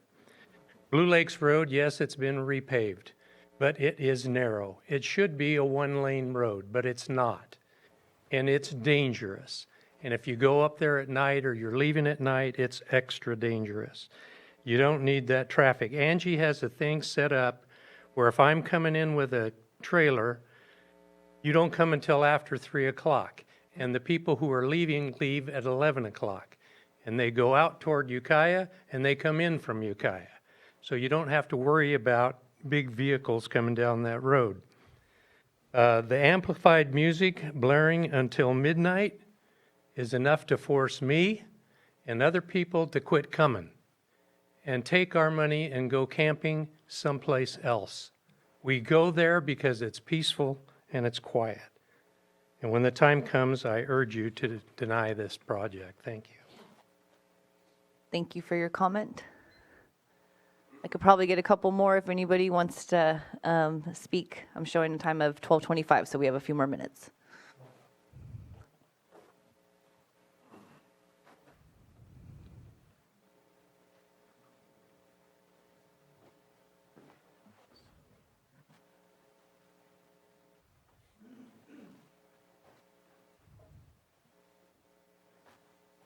Hello. My name is Juan Novoa, one of the owners of the Rancho Novoa. I'd like to thank everybody for your time, and I can see why we had to do every study and everything we had to do to keep our neighbors happy, because obviously the environment and everything else is very important to all of you. I do all the work. It's an owner build, and when I says owner build, I do build it myself. Everything, all the steps. And I'm sure everybody in this room can vouch that I'm there working. So I did hear a few things everybody said. Obviously, yes, we had my niece's wedding there a few months ago. And I do remember our neighbors standing out the gate with the clock at 10 o'clock when the music did turn off. So, and we respected everybody at that point. And as for the vehicles, yes, 40 cars is a lot, but they're vehicles. They're not commercial trucks. They're not commercial trailers that are 40 feet long coming down the road. And yes, I think it should be a one-way. That'd be great. I have no problem with that. It'd be great for fires. It'd be great for pedestrians. It'd be great for everybody. So I am open to that. And when we come to our continuation next time, we see you guys. And as for like the grading that's been brought up so many times, the environmental impact of digging and all of this, the PG&E has all been installed, permitted. It's been overseen by all of the departments that needed to be overseen by biological, archaeological, Native Americans. We've done all the studies. I mean, a lot of this isn't public knowledge, so nobody really knows what we're doing. They just assume, and the first mistake is to assume something, I would think. So I would just like to say that, and we'll just see on the next one, and hopefully on the next continuance, you will have the brochure that shows all the reports from all the different departments and all the different engineers that we had all these studies done by Lake County. Thank you. Thank you. I'm gonna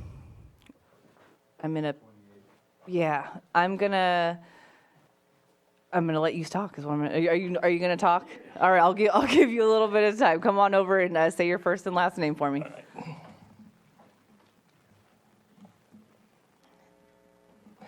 My name's Gary Pierce. I'm a homeowner at Blue Lakes, the little community there. I have been for quite a few years.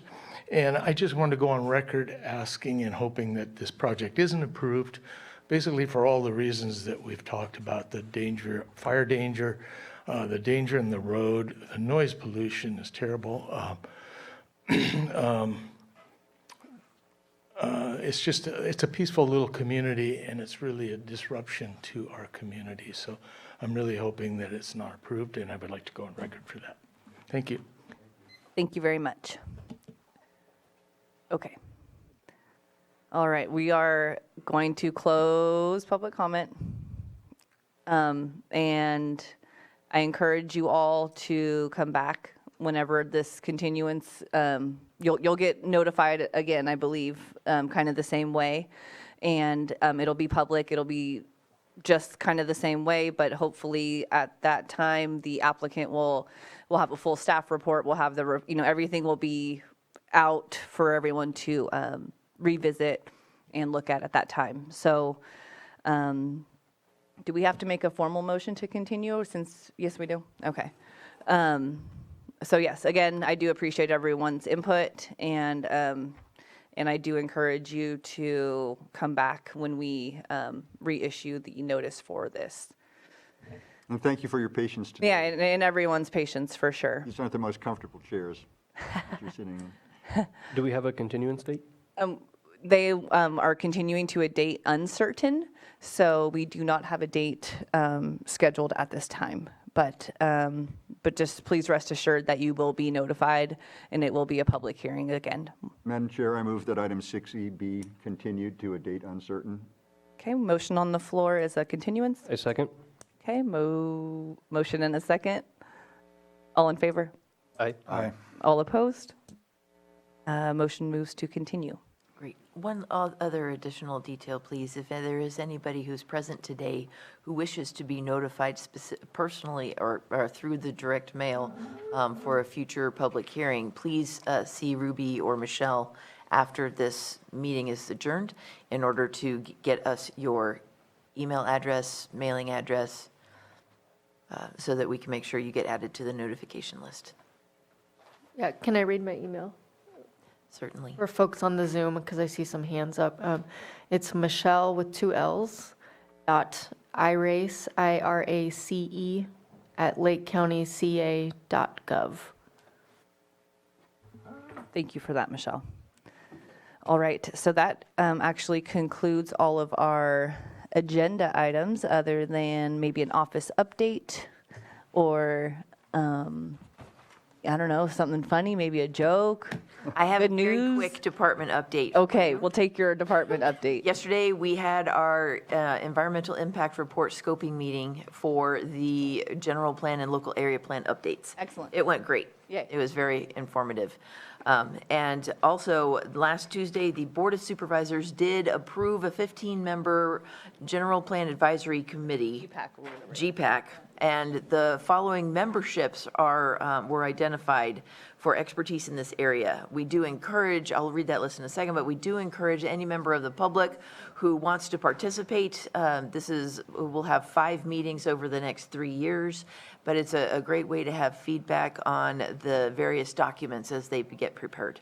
Excellent. And those areas of expertise, are fire district, tribal, homeowners association, education, water district, environmental group, senior support services, business association, conventional agriculture, cannabis industry, and 1 public member at large seat for each supervisorial district.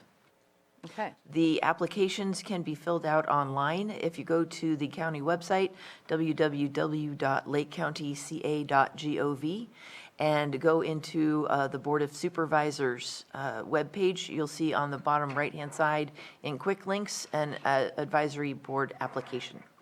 Okay. Please note that this committee is voluntary and there is no reimbursement for all the amazing time. It's a contribution. Absolutely. Thank you. Thanks, Mariah. Thank you. Does that conclude your office update? That concludes my update. Okay. All right, we will go ahead and adjourn this meeting at 12:30 something. 34.